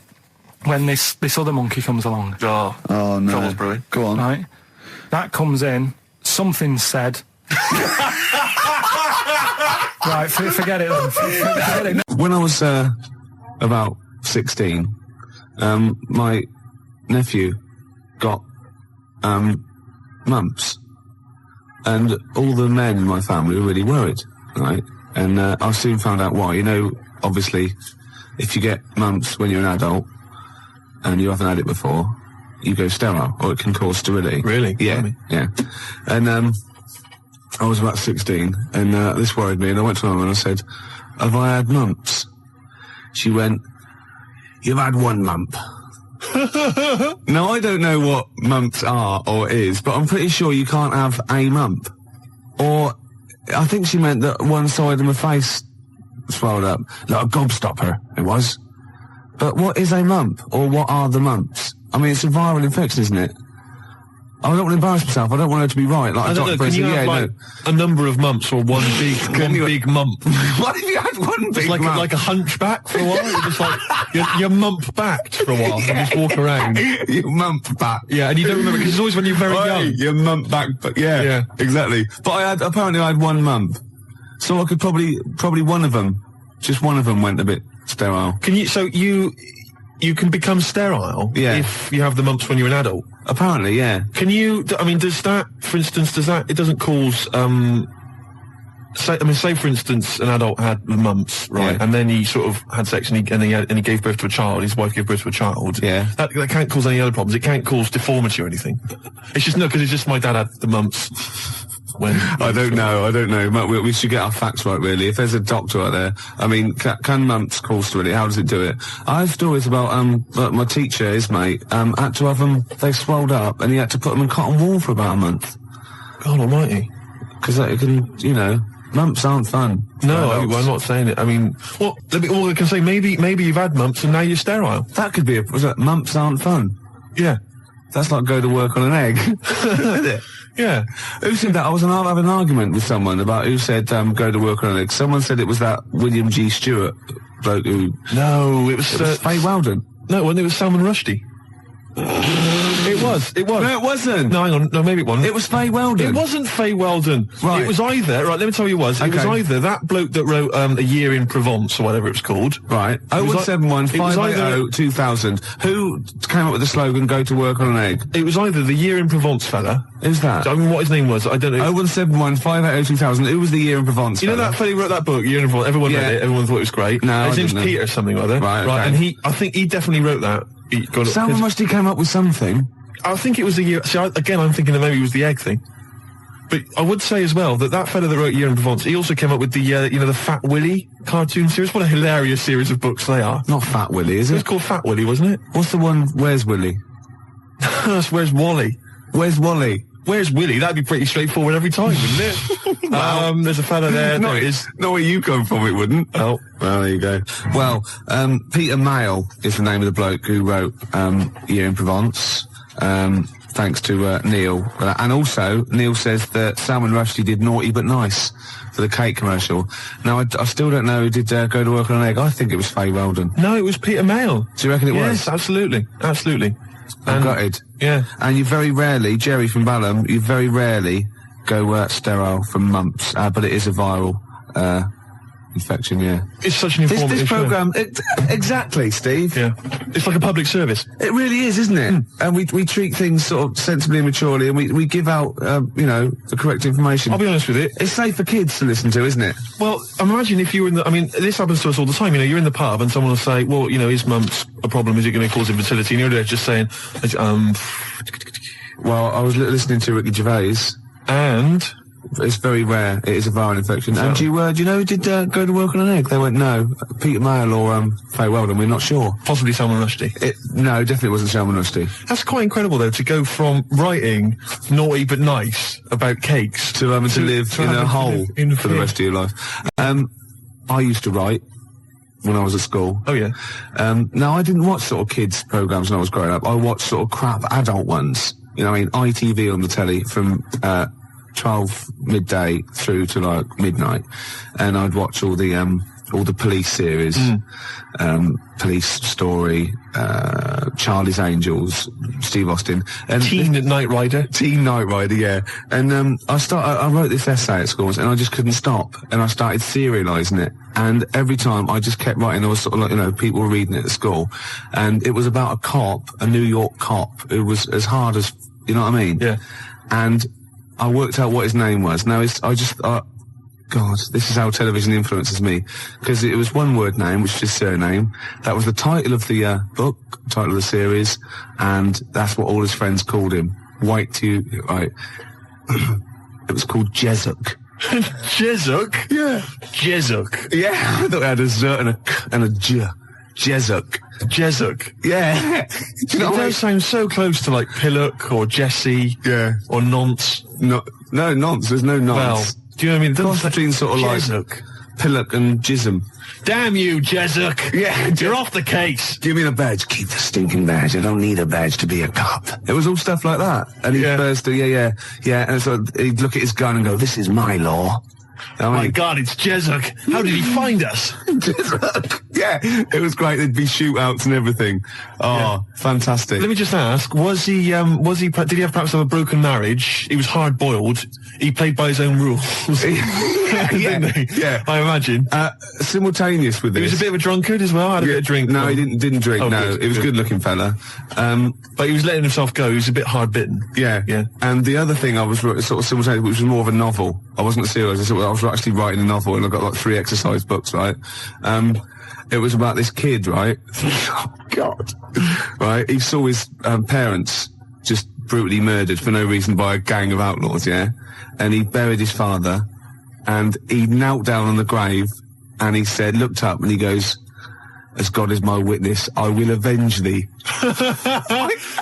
And then he sort of went to the store, and he got loads of bullets, and he practiced, and he was the fastest guy. He was only about 16. Yeah. Right? His name was Jody Barnes. Jody Barnes is all right, yeah. Yeah, Imagine, that's nice. Yeah. Oh, fantastic. Have you still got any of those exercise books? I hope not. That would Because be the incredible. teachers used to sort of like, I imagine going, yeah, it's good. I imagine them passing around the, he's done another one. Gervais has written another episode of Jezuk. Yeah. But I say, seriously, if you brought one of those in and read it out, I'd be entranced. Imagine it. Seriously, that'd be great. Do you think The your mum ramblings might... of a twisted 14-year-old brain that only ever watched ITV cop shows. Do you think your mum might still have some copies of Jezuk? No. Was it like sort of, the initial one was like Jezuk, then it was like Jezuk abroad, Jezuk in Paris, Jezuk on safari. Yeah. Here comes Jezuk. My mum... Return of Jezuk. I liked that Jezuk. He's a proper man. Yeah. It's not like you. But Mum, I invented Jezuk. You're a Nazi. you couldn't be like Jezuk. He's in my mind. Return of Jezuk. Here comes Jezuk, son of Jezuk. Oh, it's fantastic. What if Jezuk met Jody Barnes? They'd get on. They'd have no quarrels. They could team up. Oh, it'd be fantastic. After the break, a little bit of Lars. Team Jezuk. I hate to kick people when they're down. No, you don't. You like it. And you like people twitching when they've been badly hurt. But I don't know how this came about, but I started to consider the songs of Carter, the Unstoppable Sex Machine. I don't know why. Someone was playing one in my house, and we were flipping through the record, the lyric sheets. Fruit bat. Now I don't know when I was when I was in the sixth form, when I was in the sixth form, Gervais, everybody had a Carter USM T-shirt. Yeah. You know? And I imagine you probably... By the end of the 80s, early 90s, all events officers, A&R men, yeah. What were you doing about that time? You'd have been that was when you were claiming benefit while still working. Yeah. You had the wheelchair and everything. Yeah, the tartan blanket. Nice. Fantastic. Because you see, everybody had a Carter USM T-shirt. I didn't have one, because I didn't... No. Do you know what I mean? That wasn't me. It was all a bit cliquey, and they didn't like me for it. Yeah, it wasn't because of that, though, was it? It was because they sort of had, like, symmetrical heads.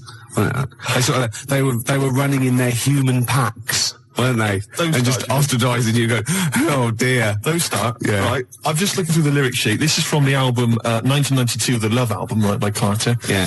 Just give you a taste of some of the lyrics. Yeah, go on. Which we thought were so profound in 1990 or whatever. I never did. This is from the track "Look, Mum, No Hands." I should point out that many of the titles of their songs are appalling. There's obviously my favourite, possibly the worst, is "The Road to Domestos." That is the worst name for a song I've ever heard. I mean, what's that supposed to mean? Anyway, that's great. Check this lyric out. This is one of the lyrics. Go on, I'm ready. Go on. He flies through the air with the greatest of ease, that daring young man in the blue dungarees. What the hell does that mean? Oh, is that supposed to be profound? Oh, she flies like a bird in the sky high. That ugly old tart with a sty in her eye. This is quite a nice one. Listen to this. Is clever. This is bloody clever. Go on. What they done? What's Fruit Bat done here? If we club together, with all the diamonds. Hey, hold on. I'll stop you there. Club. Go on. Diamond. That's so far. Oh no! Wait. Stop there. Oh, come on. Go on. if we club together with all the diamonds we've saved, we could look to our hearts and say, Hold on, hearts is a suit in the... Oh, go on. Clubs, diamonds, hearts. We could look to all our hearts and say, we've got it in spades. What does that mean? Spades. Hold on, what does that sentence mean? If we club together with all the diamonds we've saved, we could look to our hearts and say, we've got it in spades. I don't know what that means. I've no idea, but that's the kind of brilliance. So see what they did there? They got all those things incredible. Let me just, there's a good one here. Could they do it with signs of the zodiac? Parts of the body. Here we are. I've been GBH'd and ABH'd for a packet of B&H. I've been taken and I've been driven away. My telephone is always ringing and my number is XXX directory. Call 0898 333 talk dirty to me. That is some of the worst lyrics, Gervais, surely, that you've ever heard. Unless you knew different. 0171 580 2000. I've been thinking some of my own as well. The worst lyrics you've ever come across. Oh, there's going to be arguments. 0171 580 2000. Or you can fax us 0171 580 1234. And think realistically, because I hate it when you see in like the Melody Maker Enemy and they ask one of these pop stars, what's the worst song of all time? And they go, the Birdie song. Or, no, it's not. It's something by Carter or Suede or David Bowie, because they're in that framework. They're potentially, do you know what I mean? Exactly. Don't go for chirpy, chirpy, cheap, cheap. Go for something like that, because that is disgusting. Let me just tell you, this is my final one before we go away, which is, yes, sorry, boy, there's nothing worth living for, but it really ain't worth dying for, so just say 3 Hail Jesus and Mary chains. Early in the morning, I put breakfast at your table. Make sure that your coffee has a sugar and cream. Your eggs are over easy. It's sort of like a breakfast song. I can't remember it. Because I'm not your superwoman. Doom, doom, doom, doom. Yeah. This is, I've never heard this. There's one great bit as well. He goes, now you say your juice is sour.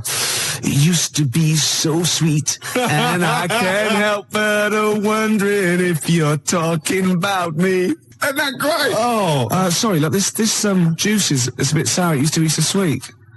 Oh, fine, I'll change it. No, let me explain. This juice, it's sour. It used to be sweet. Well, it's what we've always had. No, you're not listening. You're not listening. I think you're an ugly pig. I want to leave you. So I mean, he didn't state it. Your eggs are over easy. Oh, who's that by? No, I never heard it. You've made it up. I'm not your superwoman. 0171 580 2000. I just thought of another one as well. So, do you remember John Waite? I ain't missing you at all. Missing you since you've been gone away. And he's worried about people that think that he's really not missing her. So, towards the end, he goes, I can lie to myself. Oh, he was lying all along then, wasn't he? Oh, got any more Carter lyrics? Well, I'm still wading through them, Gervais, and it's just making me quite low. So, I'll try and dig out a few more for the next time we have a chat. But I would say that Emma, of course, who helps us out here, she's mentioned track. What was it, Emma? What was yours? It was YMCA. YMCA. I've got a worse one. Have you? Oh, hold on. Oh, what's that another one? That's worse. Oh God, yeah. Well, Emma, we'll save that one. Emma's was you can get yourself clean, you can have a good meal. You can get yourself clean, you have a good meal. Well, I don't have a problem with it, you see, because I just think it's a wonderful thing. You know, the YMCA doesn't get enough publicity, good press, and the village people did them a favour. I mean, why on earth they wrote that song? Well, you know, to publicise the YMCA. I mean, who thinks? I don't know. People have done the police force. You know, they've done. Hold on, wait a minute. Wait, this is very good. But I think you mean this. So you don't know what that song was. You think that they were actually some sort of advertising for the YMCA, were you? Well, I don't know. It just seems really odd to me. Well, if I remember at the time, the YMCA complained at the time because the connotations.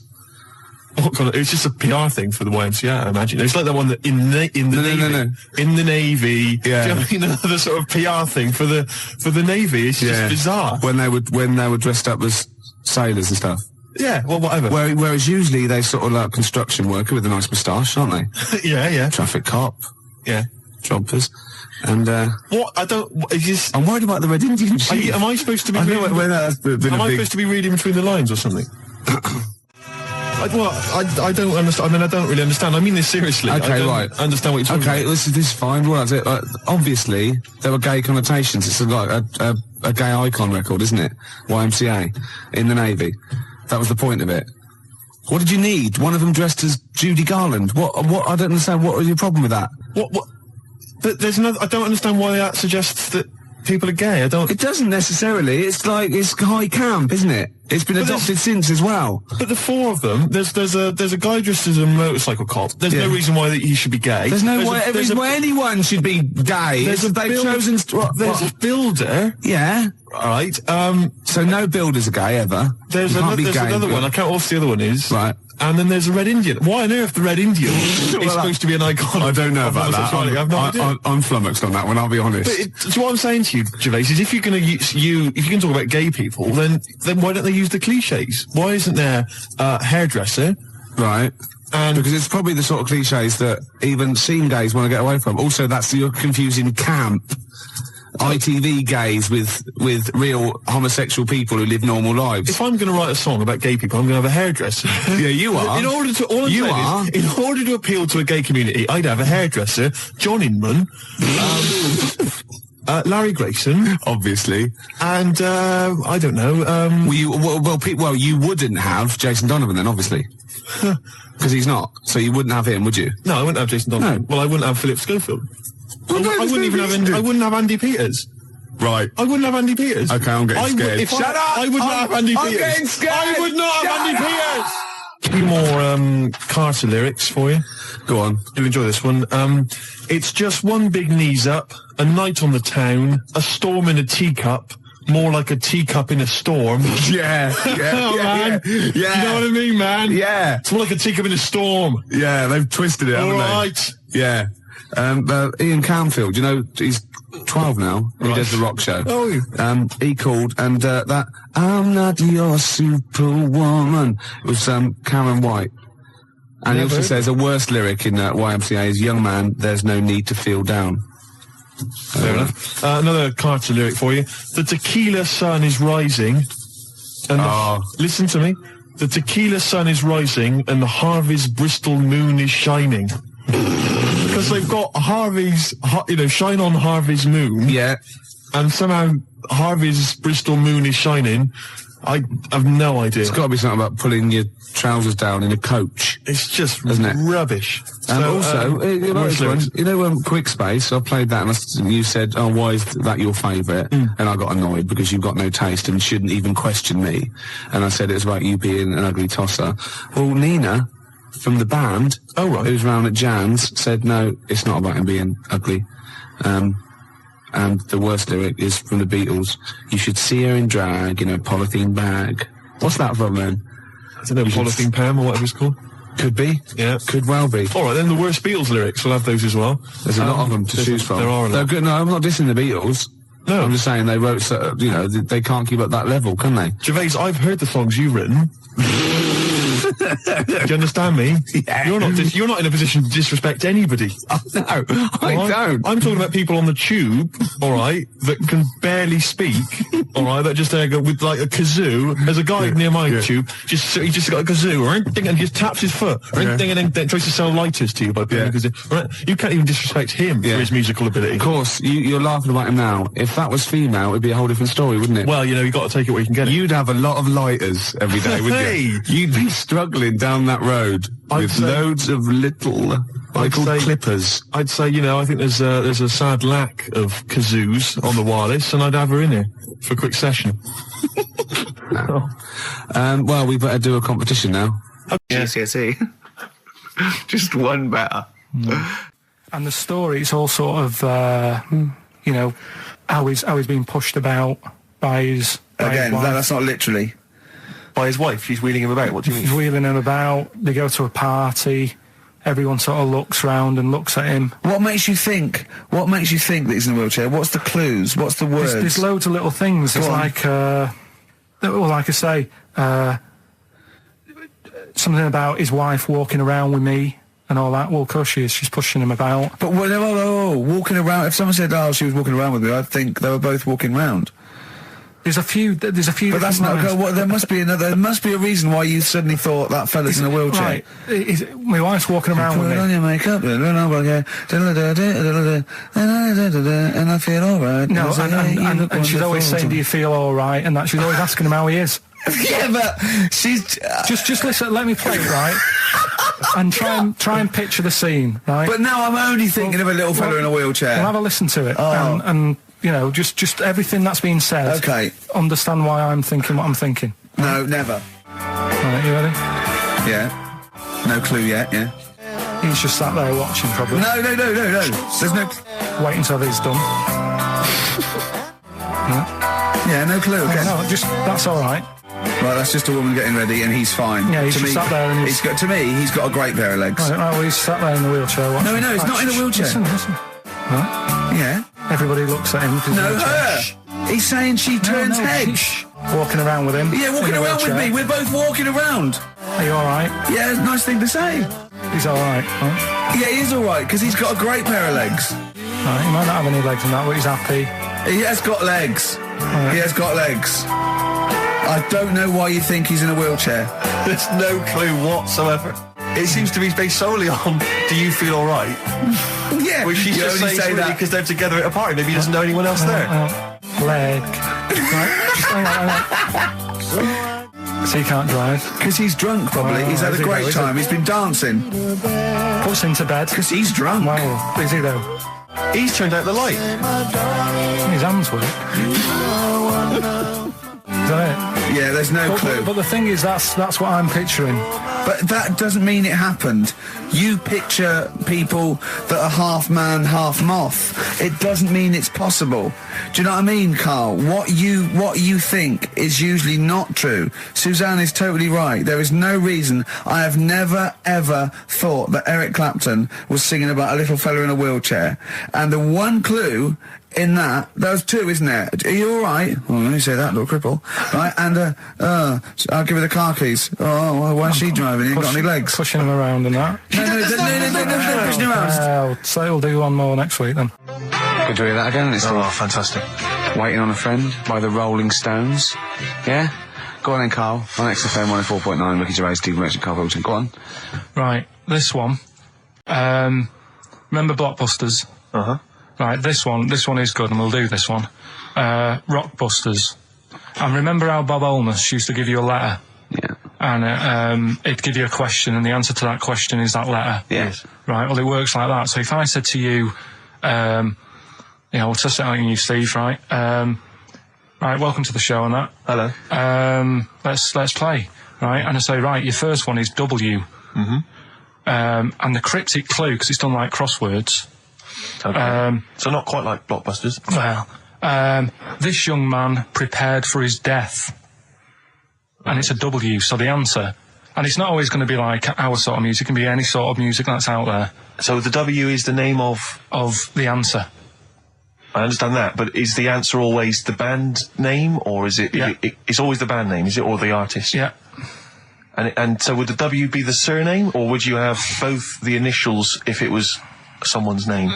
Would Elvis Presley be EP? Don't get annoyed, No. Carl. These are questions that I knew would be asked. I know this. You tested it on me, so you've got to tell them. We need to know point. the rules. If it was Elvis, I'd probably do E. No. Give him the answer. Give him the Right, answer. did you hear the clue? No, give me the clue again then. So the letter is It W. is a cryptic clue. It's The clue's W. fine. Listen, but and the go on. clue is, this young man prepared for his death. This young man prepared for his death. Yeah. This young man prepared for his death. And it's a W. And it's his first name. That's what he needs Well, to see, know. that's the Yeah, but I don't... Well, shouldn't we have the initials? Wouldn't that make it easier? I mean, Yeah, but it didn't do that on Blockbusters. It just had one letter. No, they did. If it was if. The gold run they often had us for 3 or 4. Did they? Letters, yeah. But it was normally just one word. It wouldn't have been a name or something. All right, then. W. W-Y. W-Y. Will Young. Excellent. Right, I didn't understand it. What was this the young Will man... prepared for this young man. So he's sort of mixed, sort of cryptic. Yeah. But I mean, you know, it's a good effort. That's better than usual. No, it's that is better than It's not usual. bad, is it? So do you want to play? Let's play Rockbusters. Yeah, Rockbusters. All right. Sam, Hello. is it sounding all right today? It is. It's just about. All right, cheers. That is worse. Right, then. Yeah. And so we've got Sam on the line. Who else have we got there? So we've got Tim as well, haven't we? Hello. All right, Tim. Tim and Sam. Right, You sound quite similar, lads. Could one of you affect an accent or something? Which one's Tim? Yeah, it's me. Okay, which one's Sam? It's Sam. That's slightly deeper. Sam, yeah. And they're not against the clock anyway, are they? So it doesn't really matter. I suppose not. So I think Steve just wanted a bit of variety. you Okay. you understand the rule, lads? Could you explain them to us? Right, play it. Okay. Hang on, wait. Well, let me explain, because, I mean, life is too short. Now, Carl's going to read out, say 3 clues, yeah? And, just shout your own name and answer it, or shout the answer. Shout your own name, then the answer if you know it, and it's the person who gets the most right. Okay. Is that alright? Yeah. So, Here we go then. okay then. So Shouldn't it be the first to 3? Well, yeah, but then he hasn't got... Yeah. I've got enough. It's fine. You've got enough clues for that. Right then, here we go. Welcome to the show. Oh, God. Right, the first initials, ST, right? Is that right? ST. Well, I don't know. We don't know, do we? How do we know? Here we go, ST, and the cryptic clue is better than the average homeless person. Okay? Sorry, I think... Is that a band? Yeah. Is it an old band? Yeah. I think that's one word. Alright then, S. It's an old 70s band. Better than the average homeless person. Tim? Go on. Supertramp.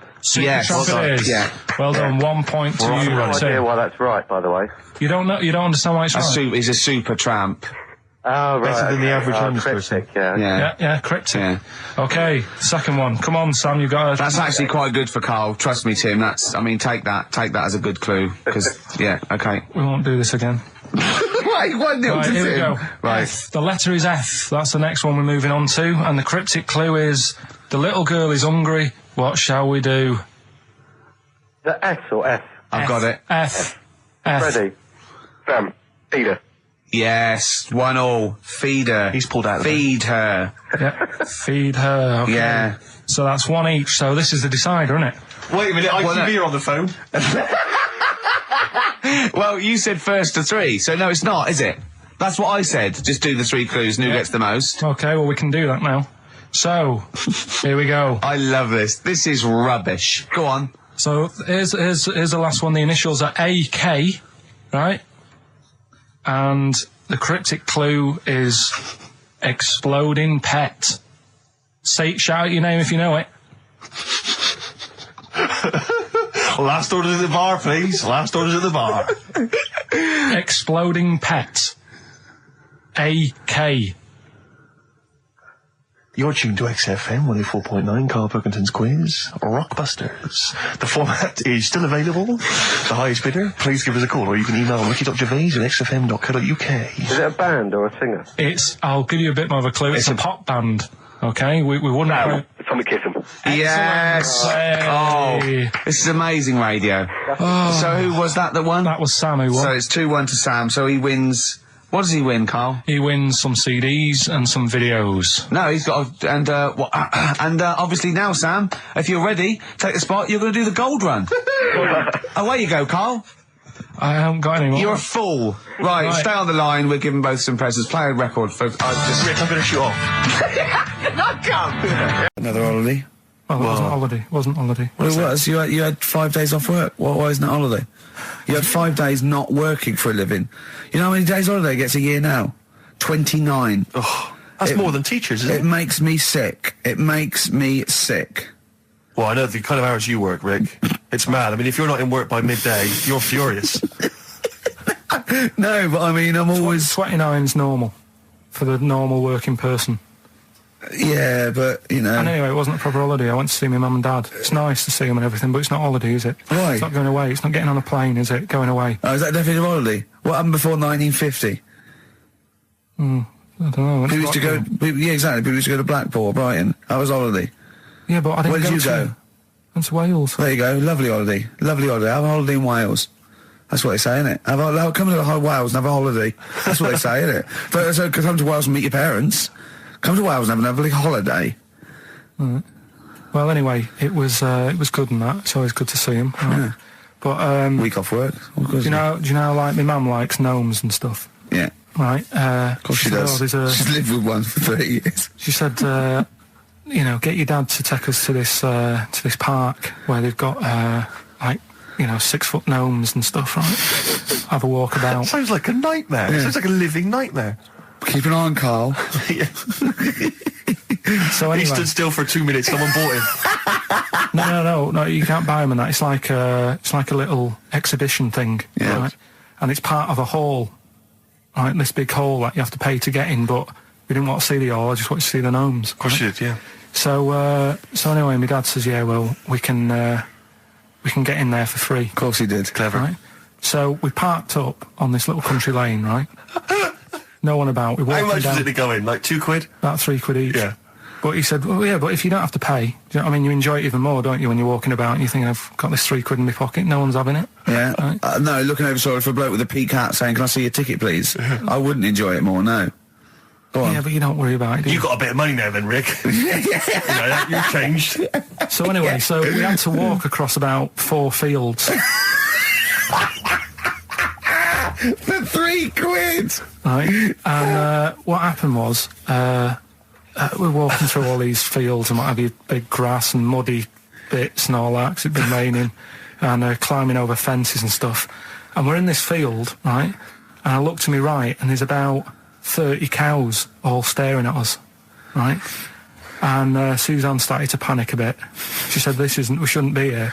Dad says, of course we can. We're allowed to go wherever we want. All this land, it's ramblers' rights and all that stuff. Yeah. And take a cow if you want. So, unattended. Serves him right for leaving him in the field unattended. I'm having one. Yeah. And keep us fed for a week. across. Anyway, these cows start surrounding us. Surrounding us. And, oh, brilliant. Oh, no. Face off. And Suzanne's panicking, going, this isn't right. We're not going to make it to the fence in time. They're moving faster than us, and he started sort of running a bit. Wow. And It's like some kind of bovine West Side Story. A gang of cows coming at you. Don't worry about it and stuff. But my dad had to sort of stand there and wave a stick at him. Of course. And we got away, but Suzanne was having a bit of a sweat You on. got away. Saying, we could have got killed. Sure. And my dad saying, nah, it never happens. And I just wondered if it does, if there's a risk of... Yeah, it is rare, but there's been a couple of cases of being trampled by cows. They're not aggressive. They sort of run through you. Well, they're aggressive if they've got a calf. They have kids. What? You had kids with them. Kids, yeah. That's goats you're thinking of. Yeah. Maybe they were trying to sneak into the gnome thing, and they were worried that if too many people did it, they thought some cows, we can just sneak in. They Where were cows, trying, yeah. no one's expecting cows. And the cows were going, walk upright like you're human. Don't walk upright. They thought you'd blow their cover. Yeah. Yeah, people have been killed by cows before. Yeah, that was like the highlight, and then... So when you arrived there, you were presumably covered in mud, looking like something that had just come from Glastonbury, staggering around this exhibition. It wasn't that bad. It was just like a woods, and it had a funny sort of funeral, like a graveyard thing. Right. Yeah. With bodies sort of hanging out the ground and that. And we had these 6-foot gnomes. Right. And then we just set off again, walked back. But Well, sure this wasn't a dream? No, it was good. It was good. And so you're shooting off in a minute, aren't you? Well, yes, because we were trying to make poverty history, Carl. Yeah. People are making poverty history all over the place. They're putting on a wristband, and it seems to be working, because I haven't been poor for ages. I haven't been poor. And Alex had a stop bullying. Alex was wearing a stop bullying wristband, and as he himself said, he seems to have sorted that out. You haven't been bullied I for haven't been ages. bullied for years. So wristbands work. I saw one in a shop window the other day which said, stop child abuse. And I bought one, obviously, because a lot of people say, does it make a difference? But it was only £1, and I'd only spent it on kiddie porn. So, I think I've made a little difference there, in a small way. On a serious note, though, I like the idea that stop child abuse. If you're a paedophile and you're walking along the street in your Mac, right? You got a puppy in one hand, a bag of sweets in the other, and you see this wristband, and you go, "Oh, stop it." Oh, okay then. Yeah, I hadn't thought before. That's made me think. Okay, fair enough. Yeah, well, I won't be doing that again. Yeah, he was hanging around in Topshop for unsavoury reasons.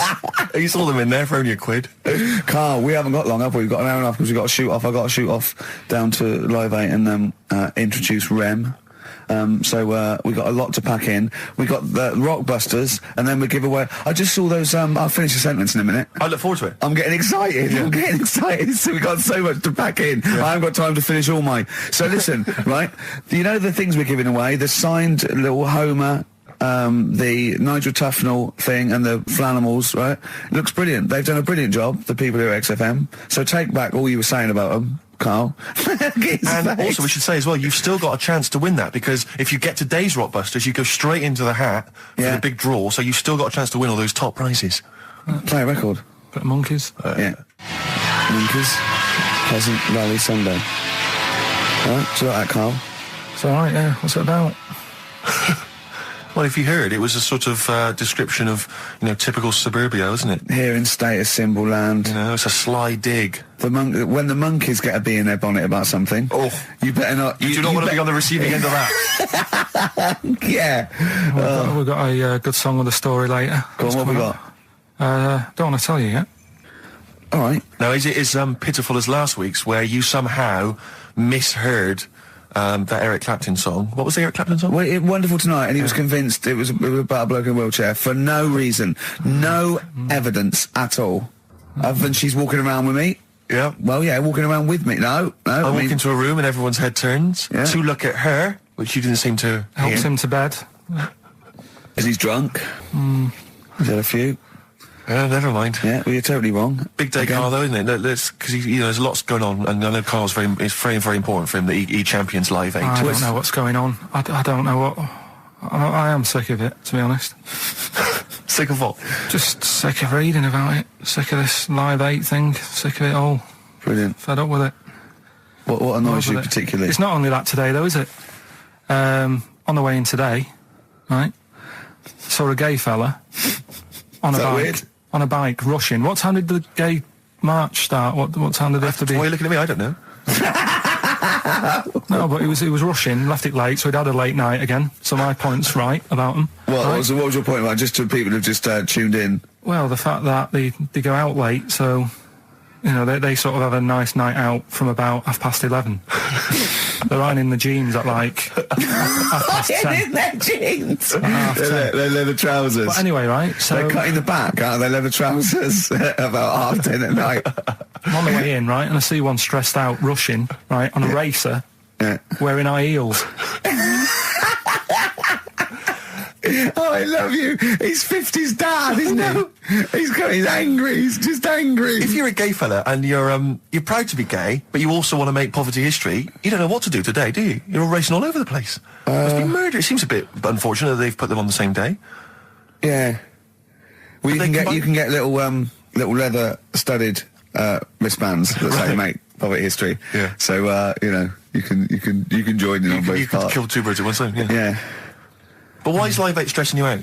It's for a good cause. You must have, I know we've discussed this in the past, and you don't really know what you're talking about. But I mean, maybe that's the problem. I'm just, I don't know. I mean, I could have told them ages ago that there was no way that they were going to pay it back. I knew that was going to happen. I love that. But they didn't consult you, did they? When they were handing out this money willy-nilly to people who were dying, you could have had a quiet word with them. All I'm saying is... You when could have said to Harold Wilson, Harold, you're not going to get this back, mate. You're Obvious. not going to get this back, Obvious. mate. When I wanted a mortgage, I had to supply 3 wage slips, is what I'm saying. I was double-checked out loads of times. I'd like to see, have you ever seen that guy Alvin Hall, who gives financial advice to perhaps teenagers who don't know how to spend their money wisely? All right. Perhaps send him over there. He's the guy with the bow tie. Oh, yeah, You know the guy yeah. I mean? Yeah. I'd send him over there and just sort of have a chat with him and say, make a list of what you're spending it on. So he's basically, will you be annoyed if they drop all debt and double aid and everything? No, because, I mean, people sometimes need help and that, don't they? You've got to help people out, but Yeah. it's how many times is the thing. Do you know what I mean? Let them off.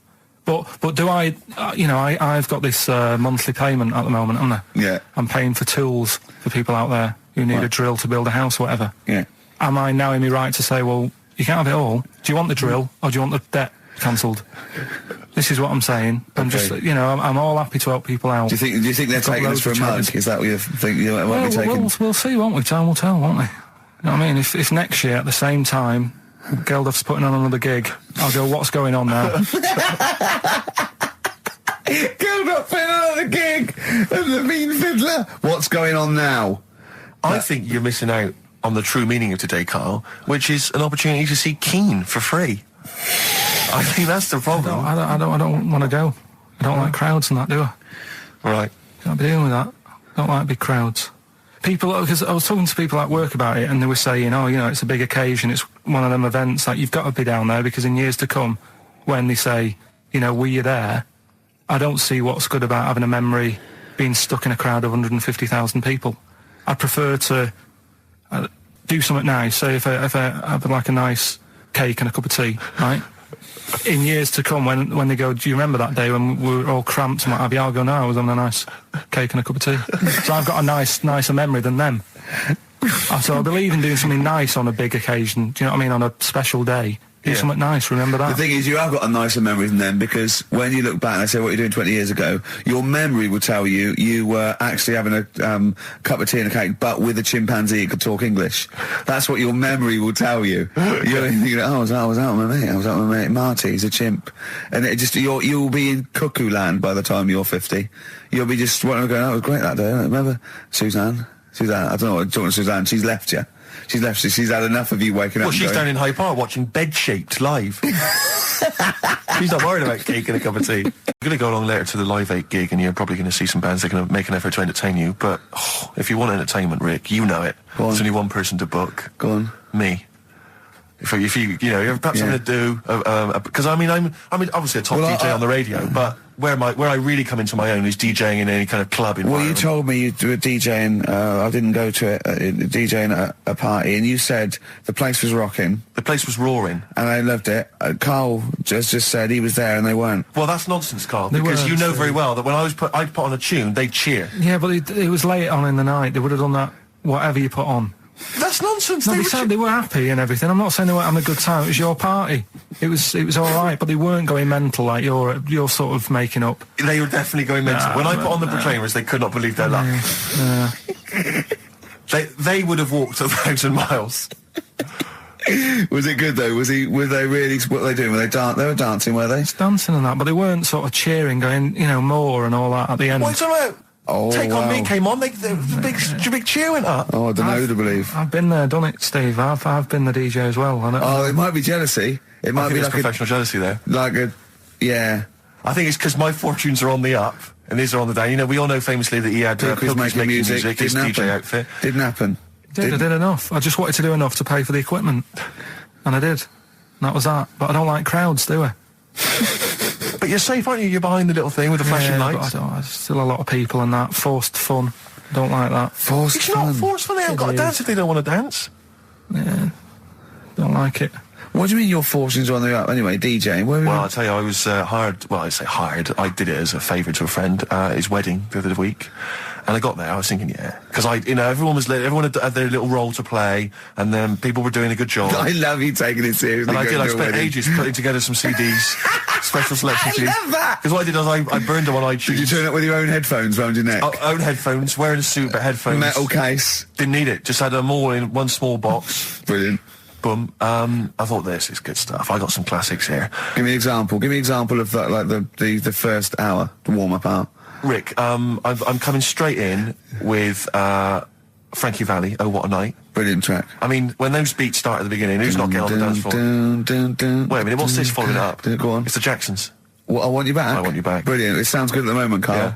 So I'm thinking, at least I'm gonna roar this, because they laid on a good spread. The ceremony was nice, food was nice. I'm thinking this is going to be the piece de resistance. Yeah. Alarm bell started ringing. Why? When I realised there was a marquee outside. Of course, it's a balmy summer evening. I'm stuck inside on the dance floor. So I'm thinking I'm going to be struggling here to get them in. Even with flavours like this, I thought I'd struggle, Rick. So I'm sat there in my suit. I'm sat behind this little DJ console. I've got all the big numbers.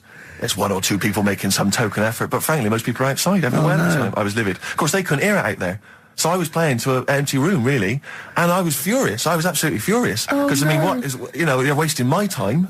You're wasting, now I could have just stuck the CD on and gone out. They're wasting Frankie Valli's. Frankie Valli's time. They're wasting the Jackson 5's time. They're wasting, D-Light's time. Yeah. And so I'm sat there, and there's a couple of people making a cursory effort. Mainly when they come to get a drink from the bar, they might have a little quick, couple of twos. You shout, we don't want your Not lot. interested. All of you or no All one. of you or no one at all. And then there's a microphone set up because people have been doing speeches. This little girl gets on the mic, right? It's being funneled through the speaker system. So every time I put my headphones on, Miss Dynamite, was it? It wasn't sadly Miss Dynamite, although she decided to have a little go at MCing. She was screeching her little head How off. old is she? Oh, I don't know, 8 or 9, at their most annoying. when children are at their most annoying, because they got a bit of confidence there, they're a bit cocky, they're not shy anymore, they're a bit arrogant. Yeah. She's screeching her head off, so I'm playing, and she doesn't know it. Your face! I'm playing into the groove, no one's getting into the groove, because she's going mental, she's just going, what's this, I don't know what this is, play something I know. I'm thinking, I haven't got any bloody DJ Otsu or Crazy Frog, I'm not going to play what you... So she's just screeching along, ruining it for everyone. I say everyone, there was no one there, so she was ruining it for me. I bet you were really I'm angry. furious. But of course as well, every time she screeched, it went through my headphones. So of course and then her dad comes along, right? And I'm thinking, all right, he's I seen can what's just imagine you in your suit, sweating, getting annoyed at someone Livid. ruining your set that no one's listening to. I think, her dad's coming over. He's going to put pay to this. He's realised that she's causing a disturbance. He comes over there, joins in. No. Sits her on his lap. He's just saying, hey, she's having a whale of a time. I'm thinking I'm furious. I'm thinking it's his responsibility to shut her up. He's not going to do anything. What can I do? I can't step in. No. And I know very well that if I interfere, he's going to say, oh, well, she's enjoying herself and no one's dancing anyway, and we've just got into a fracas. Yeah. And I didn't want to start a fight. No. Because I don't know, but he'd have knocked you out, wouldn't he? Someone would have got knocked out. And I'm not saying who it would have been, but, but there would, to bear in mind, Rick, there would have been 2 of them. And so I didn't want to get into a fight with him. And anyway, so I'm playing. Anyway, so my friend came along. He realised what was happening, and I didn't have the guts to unplug the microphone because he'd have known. You see. Yeah. So I got my friend to do it when she had her back turned. So he pulled the plug out. The microphone went dead. She went, "What's going on?" I went, "I don't know what you're talking about." I said, "I don't know." She said, "Where the microphone's at?" I said, "You must have broken it." I don't know what's going on. Someone will probably make you pay for that. Anyway, at least we shut her up. That is great. But it really went from bad to worse. And there's that thing when you panic, you start panicking, so you're putting on a lot of flavours that you would have saved till the last hour. What are we talking? Boom, boom, shake, shake. Exactly, you're throwing him in early. Love Shack's coming on way too soon. Really? Oh, Love Shack before 11. It's heresy, but I had to do it. But anyway, in the end, I made the bride go and get some people in. I said, look, it's your special night, all right, and they're going to enjoy this. I'll be honest, love, this is a washout, and it's up to you Exactly. to turn this wedding around, or I'm walking. I'm walking, and I tell you, they're going to have a sour memory of this evening unless you bring some go people and in. get everyone in dancing. So she got him in at the end. Brilliant. And I'll tell you this, Carl. I mean, I don't know what you say, but they were loving it. They were absolutely loving it. A bloke came over and said, "Have you got Amarillo?" I said, "No," but I put on something even better, Delilah. Wedding crowds always go for Delilah. A song, of course, about old man killing his wife, but it always goes down very well, strangely, at weddings. They get into a sort of hokey-cokey thing. They went berserk for it. And I was following it up with, I had the monkeys, I had all sorts going on. Brilliant. Of course, you know what happens. I'm going great guns. People are absolutely loving it. They're rocking it. I throw in, I had something cracking on at the end. Come On Eileen, of course, was on. People were going berserk for it. Which is unfortunate because the bride's name was Eileen.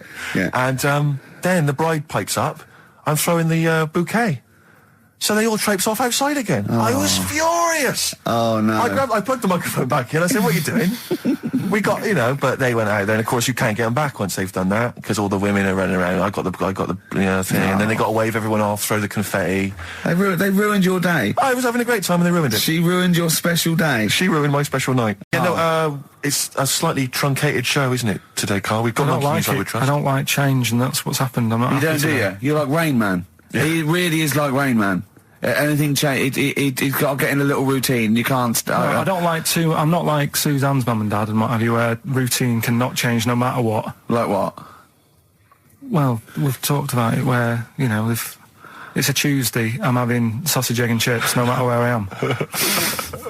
That's what they're like.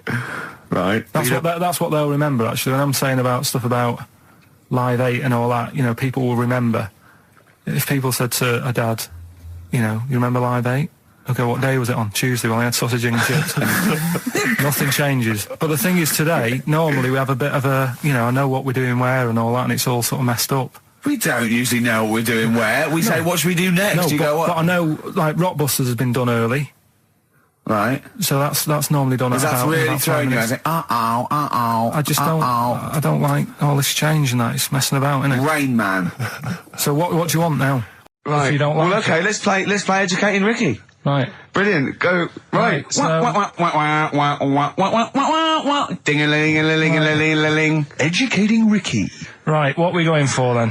Hanging the bacon, airy Chinese kid, alien gives man a beard. I think Alien gives man a beard. I'd like all to the do time. that. Right, there's this fella, I think it happened in America, and he saw a bright light in the sky. And God, if you're bored. he stood there. This is a true story, is it? Yeah. He stood there, Yes, of course it isn't, Steve. and he saw this bright light, and it came closer and closer, and it was a UFO, right? Yep. And he looked at it, and it disappeared, right? And he gets back in his car, He looks in the mirror. and he looks in the mirror. Yep. He's only got a beard. He has. You sure it wasn't someone else who got in the car and he was still standing out there? Right? What? And it turned out, Yeah. he got home and said to his wife or his girlfriend, it's a bit weird. So I just got out of the car to look at a bright light, and I got back in the car, I grew a beard, and she said, never mind your beard, where have you been for 3 days? And what had happened is, He passed out because he was pissed. no, the UFO had taken him for 3 days, Yeah. but he'd only thought that he'd only looked at it and it went away. Yeah. But what had happened is, he yeah. took him, and Yeah. he grew a beard because he hasn't had a shave. Right, okay.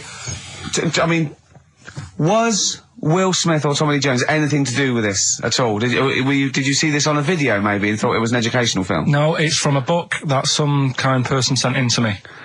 Here. Can I just ask again? Just again. I'm just throwing this right back at you. Do you think there's any other possible answer here? Right? A man is absent for 3 days from home. He's the grown a length beard. of time that it could take to grow a beard, lest we forget.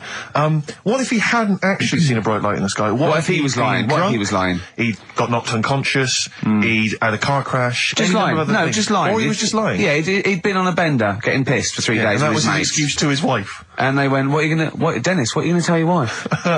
Well, wait a minute. Wait a minute. He's not going to believe I was out with you, lads. Just say you're only away for a minute. No, she didn't know I wasn't away from it because of the beard. Oh yeah, look, it looks like you've been out for 3 days. Well, we have. That's Exactly. right. Okay, we've got to cover that then. Alien abduction. Great one. Okay, let's try that. Do you see? That's a little scenario there that could have been played out. So when you say educating Ricky, what have I learnt from this? Never listen to you again. That's all I've learnt so far. Never listen to you. Yeah, we'll add a little bit more in here, right? To Well, spice this no. up. What do you mean? Add a little bit more. We'll add a bit more to this what I'm educating you about, Go on. right? There's only a law in America that says if you touch a UFO, you're going to get done. Now, why would they make a rule? I don't know that. Do you know, like all their rules have a code? Carl, I genuinely do not know what you're talking about. Right? Do you know, like how here they might have? Do you know I what? have no idea. Right, Okay. Do you know, like over here? I'm listening to Capital and these headphones. I got Foxy on from yesterday. Right, let's bin that. No, wait, it's great. No, I want to hear about Airy Chinese Kid. let's play a tune. And Okay, then come play a back tune, with come back with Chinese Wait, Kid, definitely. Some doors. Yeah, I Yeah. just thought I'd go back, Oh. take it back to the 60s. This is a tune that a friend of mine sent If me. you touch a UFO, you get done. Soul Kitchen from the Doors. Shambles today. This. David Bowie, Slow Burn. Yeah. Quite a Eno trilogy Yeah, feel not bad about at it. all, yeah. Lodger Is it and a sort new of tune? low type. Yeah, but yeah. Enjoyable. Now, okay. That's stressful, isn't it? I think we've got things working now. We've had people coming in and out, just shaking their head, going, "Shouldn't have bought that desk." But it's all sorted now, I think. And You notice how it took about What? 25 minutes for them to come down as well, though? Do you feel like we're maybe quite low in the pecking order in the building? Definitely. You know, it's like Capital First, Capital Gold. They can shoot off to other sort of pirate stations. People's car radios, then they come back here. Oh dear. Oh, I had a job at Richard Sounds. Yeah. Light fitting was buzzing. Now, but we've got. Thanks for staying, listening. Right, okay. Educating Ricky. What have we got? Airy Chinese Kid. Go on. Right, yeah. This is the. I didn't want to do this. What do you mean you want to do it? Well, I wanted to give you three, and I gave you one. It was like the alien man gets a beard or whatever. Yeah, And- which was total rubbish. So this one should be better, maybe. Hairy Chinese kid. Right, well, we've talked about hairy people in the past. True enough. aren't we? Yeah. You know, the little kids who grew up in woods and hung around with wolves and that. Yeah, again, you're confusing it. Yeah, they're not. There were some people that were born very hirsute. They were not the people who were brought up with wolves. Yeah. You just put that together in your Homer Simpson type mind. Right, well, this is like a sort of close to that sort of story. But the weird thing is, right, Chinese people aren't that hairy as a nation. No, seriously, that's a well-known fact. They don't have that much body hair and stuff. Okay. So this little kid who was born over there, he was like covered in stuff. Was he? And it was only his nose that wasn't hairy. The rest of his body was caked in hair, right? And his hair sort of What grew. sort of hair was it? Was Thick hair. No, what I mean is, was it sort of like a pony's mane, so he just looked like an Ewok? You know what I mean? Just like hanging down sort of straight, dark hair. In the picture, it looked like it grows from his eyebrow. It grows from his eyebrows quite thick, and then it just goes all the way over You his don't head. think it was just really long eyebrows that he'd done a comb over? No, it was all over his body. It had a picture of like his back and that. Yeah. And Had he styled it? Had he styled it at all? Did he have it a quiff or? no, it was just hanging everywhere. all over him. Yeah. And they were like, you know, this is a bit weird happening in China, where we're not normally that hairy. That was the scientist speaking there. And the local press and that were getting him down, calling him monkey boy and all this. Oh, And thinking Chinese press. but the doctor, Yeah. Oh. They're cruel, aren't they? It's like those game shows. That's Japanese, isn't it? Yeah. That's what. Yeah. and the doctor said, I was Carl talking through all that time while we were just like talking to each other then. Because I turned round and I still saw he was talking. Go So on. anyway, the local press came in to see the hairy boy, the monkey yeah, boy. and they were like being tight and taking the mickey out of him. And the doctor said, Showing him nuts. he's only hairy. Said he's a healthy young kid. The only faults he's got is he's got a little bit of eczema and a boil. And he said everybody should just treat him the same, and I think he grew up a healthy kid. Yeah, so that's the That's the end of the story. That's not a story. why. But I've got nothing. I don't know what to say to that. So someone in China was born slightly hairier than the rest, and he was normal apart from eczema and a boil. That to me isn't a story. But if it is, I've got a million. I mean, it's sort of like bloke from Manchester went a bit bolder than the rest, got a job on radio. He was normal. I mean, that's not a story, is it? Do you know what I mean? So what did you say you're going for? You've got your 3 titles, your 3 teasers. Well, I think I'm going to go for don't do that to it. You know it can't live without an edge. I'm looking forward to this. Right. Right. So this is educating Ricky for those that have just tuned in. Now, something that Ricky told me about when he was educating me was that a cockroach, if you cut its head off, it lives for a week. Yeah. Right? And the only what reason it dies is it can't take on water. Sure. It doesn't have a great time in that week, though, does it? No. I mean, it doesn't get much done, I don't imagine. It just needs water, and because it can't find any, like its eyes, it eventually dies. Yeah. Right? No. So what? No, it's not. That's not. It's 'cause Anyway. it can't drink. Anyway. So have you heard that one about worms? Okay. I have gone. If you cut a worm in half, Yeah. a lot of people have said in the past that it'll turn into 2 worms. Right. But that isn't actually true. Okay. Who said that? No, it used to be like, you know, Kids at school said it on, kids at school and stuff. Yeah. So that, you know, a lot of people think that. Don't pick him up on stuff, Steve. It's bad enough. Sure. So, but what they can do, if you get a worm, right, and you find out which end its head's at, Right. if you you've got its head there at the left-hand side, right, and if you sort of cut it in half, Right. but not in half, so there's more of its neck than the tail, if you know what I mean. Yeah. Yeah.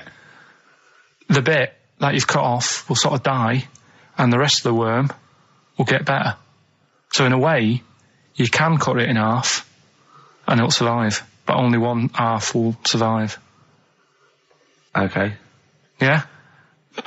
What have you learned there? I wish you hadn't chosen that one. I know, because it's not. It's nothing, is it? Yeah, You know that no joke, one you know that information. joke, how would you tell a worm's head from its eye? You put put it in a bowl of flour and wait till it farts. Yes. Right? I told my mate that, right? And he went, what if it coughs? Yeah. Yeah. Yeah. Yeah. So there is a bit of truth in that myth of cutting one in half. Where did you get this information? I don't understand where you get this information That was from the Fortean Times. It was like the myth about worms. Yeah. That was the big article that week. Did it take you as long to read that article as it took you to tell us just then? I like the fact that it starts off debunking a myth that we hadn't heard of anyway. Exactly. You know the big thing about cutting a worm in half and making 2 worms? No. Yeah. What's the other one? I mean, it's not the thing to do either, by the way. Don't go doing it. No. It's not very nice. But, It's cruel. but it can get by And if it's you do. pointless. Yeah. There's no scientific worth Yeah. in that. Well, there you go. Okay then. So the others now, you see the what others? I do. No, What's I'll the tell you others? the other titles. You're not having them yet. That's the whole idea of this. People will be driving or about to go out doing the shopping. They'll think about that now. What was the other 2? Well, the other 2 They were... won't think about that. They've forgotten No, that.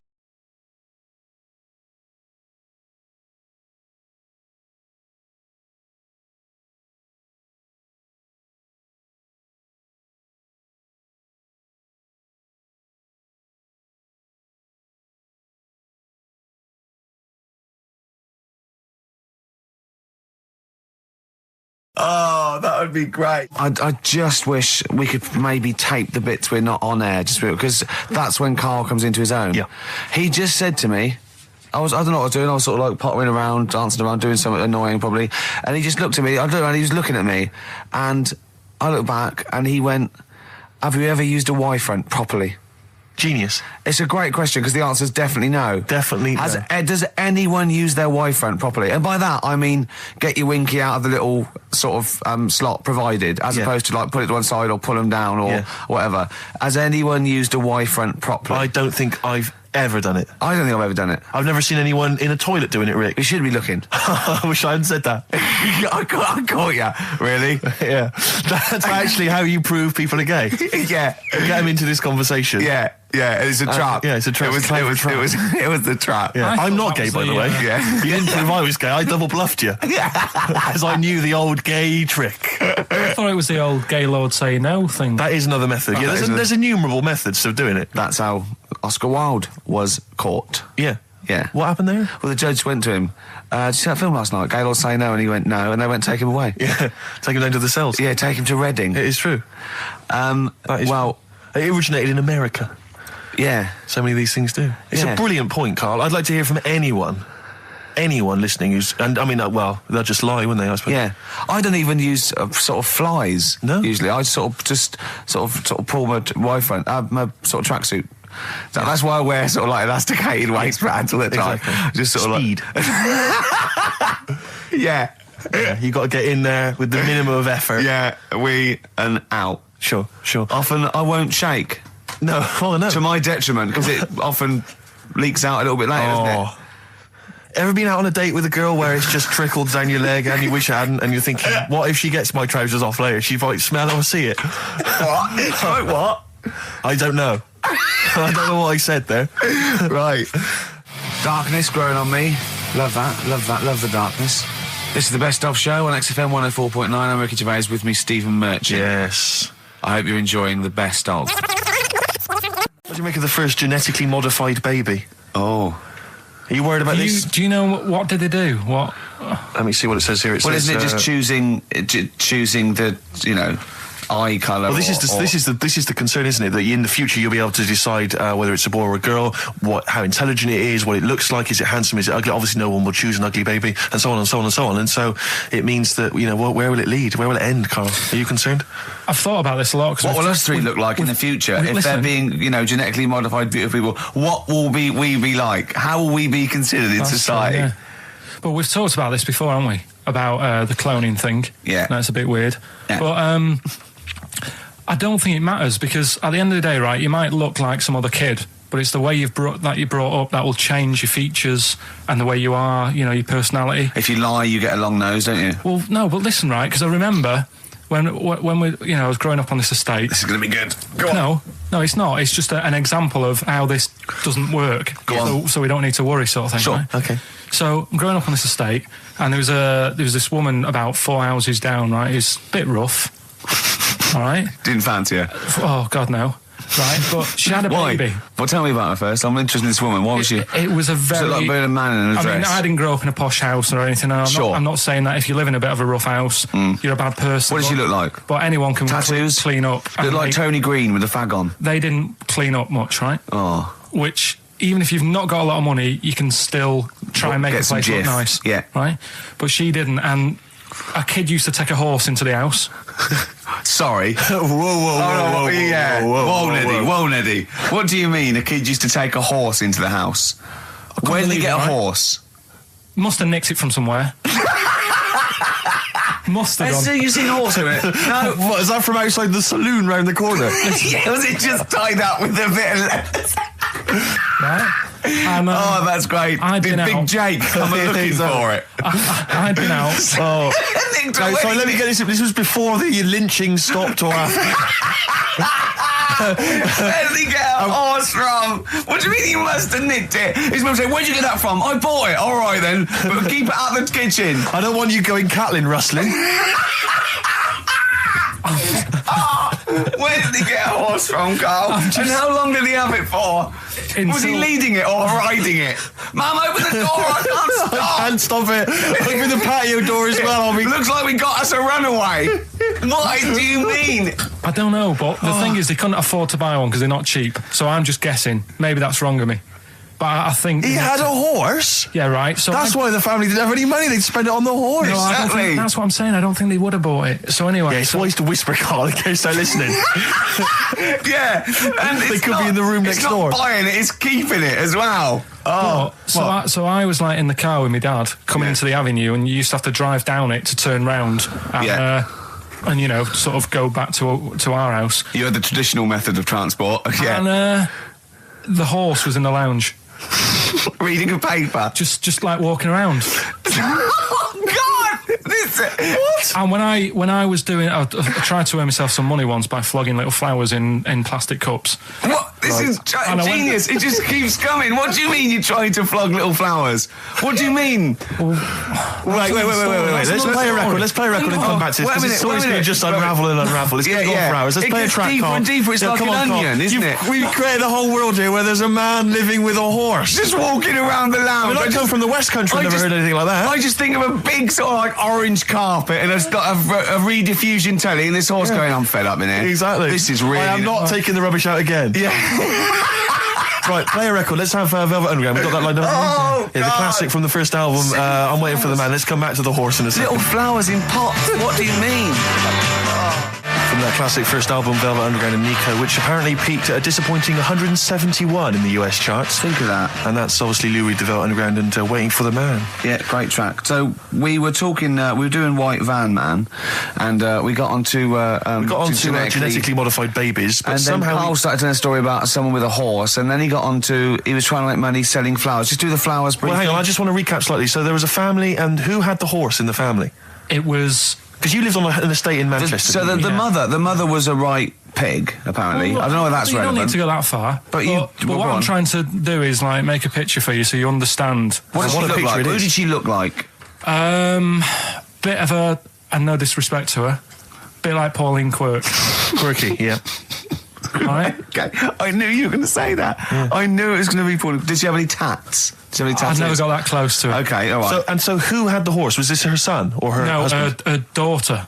Her daughter had stolen a horse. Yeah, from I don't know where. There was I think there was some stables down the road or something. And they kept the horse in the house with them. They kept it in the house. Did they didn't get have caught? it for long. No. Sorry, and you said you were in the house one day and you saw the horse. No, what happened was I was. They did this thing at school about raising money for charity, right? For some local charity. And they said you can do anything to raise money, and they came out with all these ideas, and I thought that's good. What was the charity? Well, I don't know. I thought forget the charity. Yeah, that's just a good money making idea. So you're a charity. So, so I asked my mum for some because she used to have a lot of flowers around the house. Sure. I said, can I just take some snippings off them, and I'll go and buy some plastic cups, and got some soil out of the garden, planted the bits of plants in them. Yeah. Got a tray. Yeah. Had about 25 plants on it, selling them for 25 pence each. Excellent. Did you sell any? Yeah, sold loads. Did you just cut? You didn't just cut them and stick them in the soil? Yeah, they wouldn't have survived. But I think people sort of thought, well, good on him for trying. But anyway, so I went round to theirs because I thought their house could do with a bit of colour and stuff. Yeah. So it's a bit rough.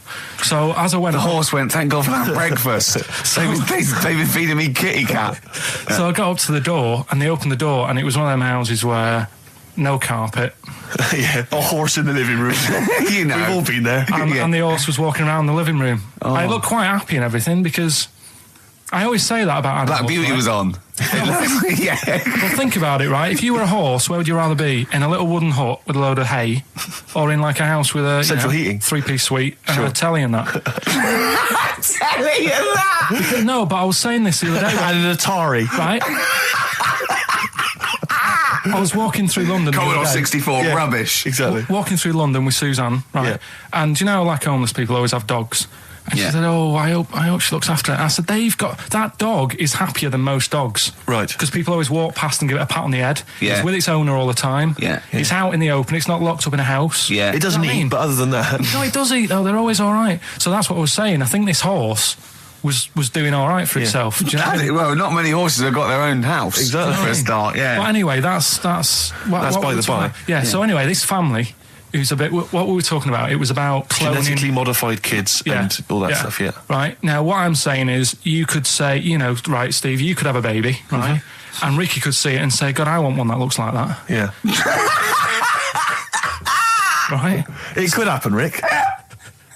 So Come on, work with him. So you take it to the doctors, and I don't know what they do. They inject it with something or whatever. Yep, that's how it's done. Yeah. And get a little baby, and there it is. It looks the same. Now, the thing is, you separate. You both go off and do your own things. Yep. Right?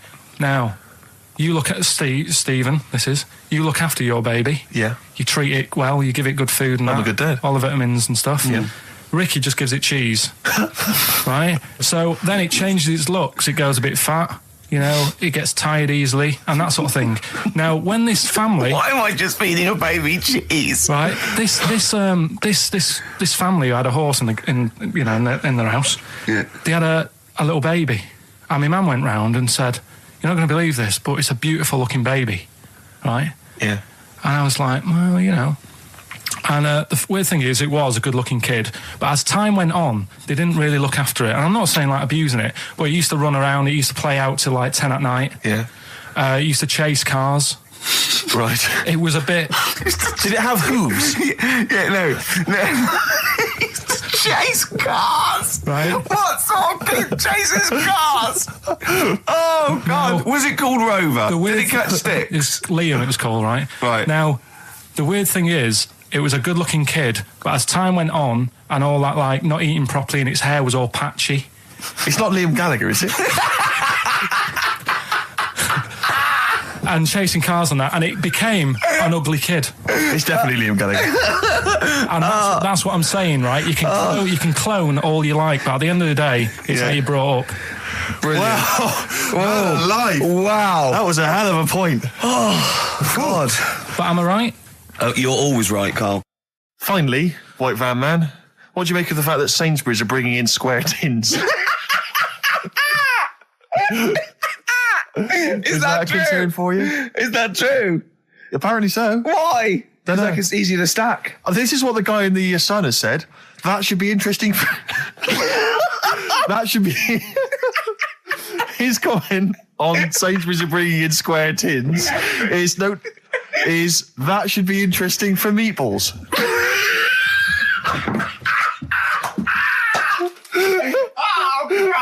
Ricky's just collapsed on the floor. Let's just play a song, Carl. I don't think even you can top that. Well, yeah. So me and Carl went out for a beer, and it was great, wasn't it? Yeah, I enjoyed myself. We started Yeah, off, it's good. and you met my mate Robin, didn't you? Yeah. And some of the stories. Do you want to tell Steve some things about Robin that you Robin, don't? do you know him well? Yes. Well, do you know about his worm problem as a kid? Go on. Right.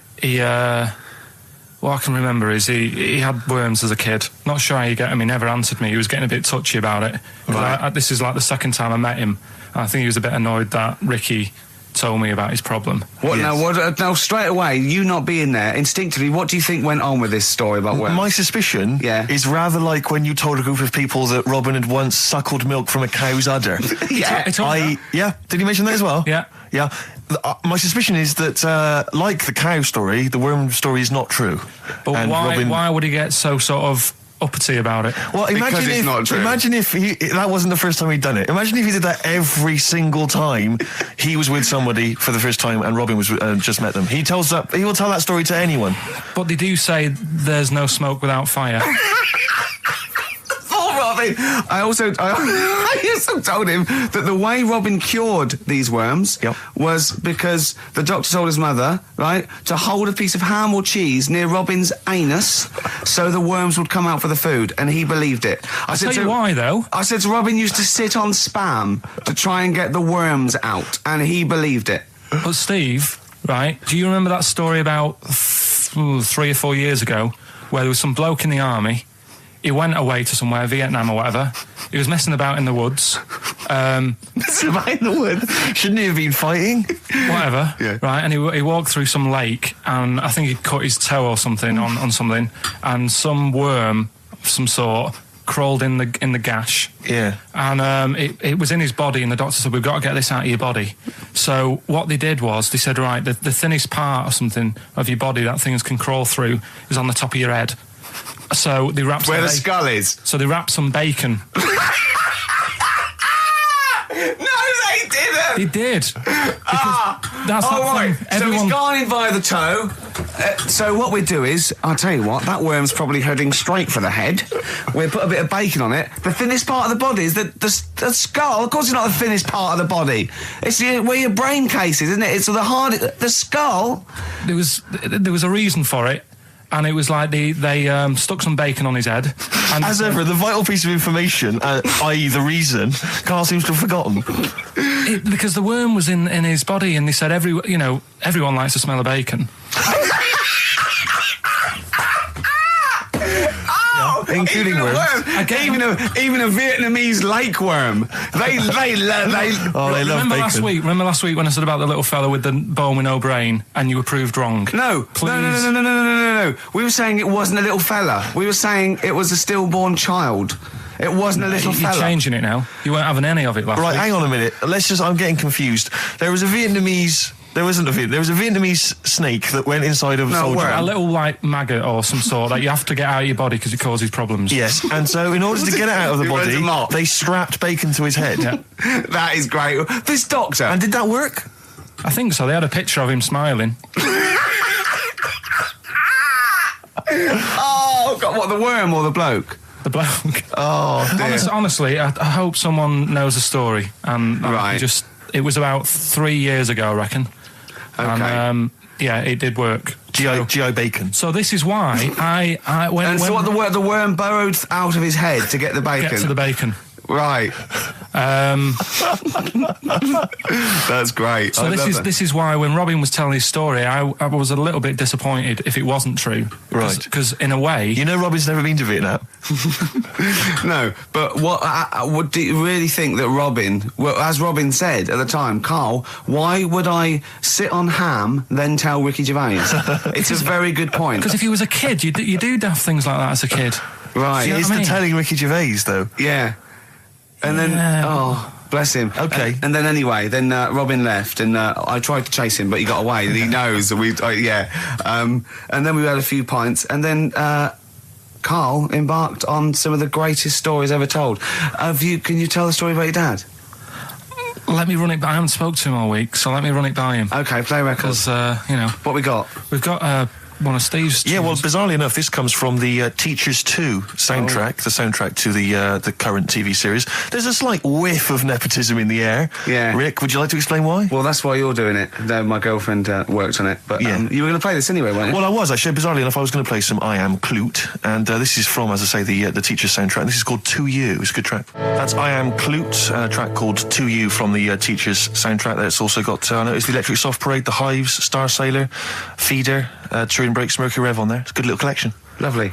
Karl, has just had confirmation. He's looking smug because someone phoned up and went, "It is true. It's a Lao guy chi worm, and you wrap bacon around your head." That's all the bloke knew as well. Yeah. And his name was Gary. Yeah. So I'm not having it. No. And he said, see, that's why the Robin thing isn't so weird. He said, but when you said he tried it with cheese, he said I was having none of it. He's got standards. His homework was to come up with one of those stupid lateral thinking problems. We maybe should give an example of the. sort of genre. Romeo and Juliet. Right, Romeo's asleep on the bed, Juliet's on the floor, covered in water and broken glass. What happened? And you ask all these stupid questions, and it's Romeo's a cat and Juliet's a goldfish. Again, Awful. what am I thinking? Yeah. Yeah, come on then, Carl. Right. Yeah. There's a bloke lying on the floor, right? He's cut his head, blood's coming out of his head, and all his mates come running up, and they're all stood round him. Yeah. And they don't take their hats off as a mark of respect. That is outrageous. Why didn't they take their hats off? I'm laughing, but it's probably as good as the real absolutely. ones. A bloke's fallen with his... Yeah. He's lying on the floor. Yeah. He's dead. Yeah. His mates come running up. Was it important that his head was cut? I don't know. I mean, Would it have been okay if he'd have been wearing a hat? He wouldn't have been dead if he was wearing a hat. What's your answer? No, you're meant to answer questions. You don't just go, what's your answer? You say, where's the turn? You go, no, and I have to guess. It's obviously like sort of motorcycle stunt team or a parachute. Why didn't they take their hats off? Because they're probably still on the motorbikes or something, or... Well, yeah, but if you mark a respect to someone, you could take your helmet off. I'm getting angry! What? They're parachutists. Why couldn't they take their helmets off? Because they're coming down from the sky. But he's on the floor dead. Well, they can look down and see him on the floor. Are they on the floor, Carl? They're on the floor as well. They're walking, are they? Yeah, well, they sort of stood there looking at him. They're stood there. Yeah. They're stood on the floor looking They're at him. soldiers. Why? But why? Because it might be in a battle zone. They might have their helmets on, and he's been shot in the head. No. Well, that does work. You see, this is my point. That one works. That one works. Unless you've given us a piece of information where that doesn't work. What's the difference? Why is yours different to he's been shot in the head in the trenches and they're looking at him and they keep their helmets on? I just don't think it matters as much. If they're in the trench, they're already guarded a little bit. So they could take their hats off. It's the best mate, for God's sake. Okay, he's dwelling on this. Are they normal hats?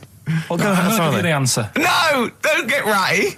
What kind of hats are they? Baseball hats? If I told you what sort of hats they are, you'd have the answer. Wow! Okay, I've got to guess what sort of a hat it is then, have I? Right. Is it a trilby? No. Is it a bowler? I know what it is. What? They're spacemen. No. Oh, that's a good That one. one works as well. This is my point. I like that one a lot. It works. He's fallen on the moon, and not that the moon happened, it was set up, it was wasn't all it, in the fake, studio? We know that, yeah. Okay, Carl, what's your answer? Builders on a building site. Why is that different to soldiers? Because bricks don't fall in wars. But bullets fly!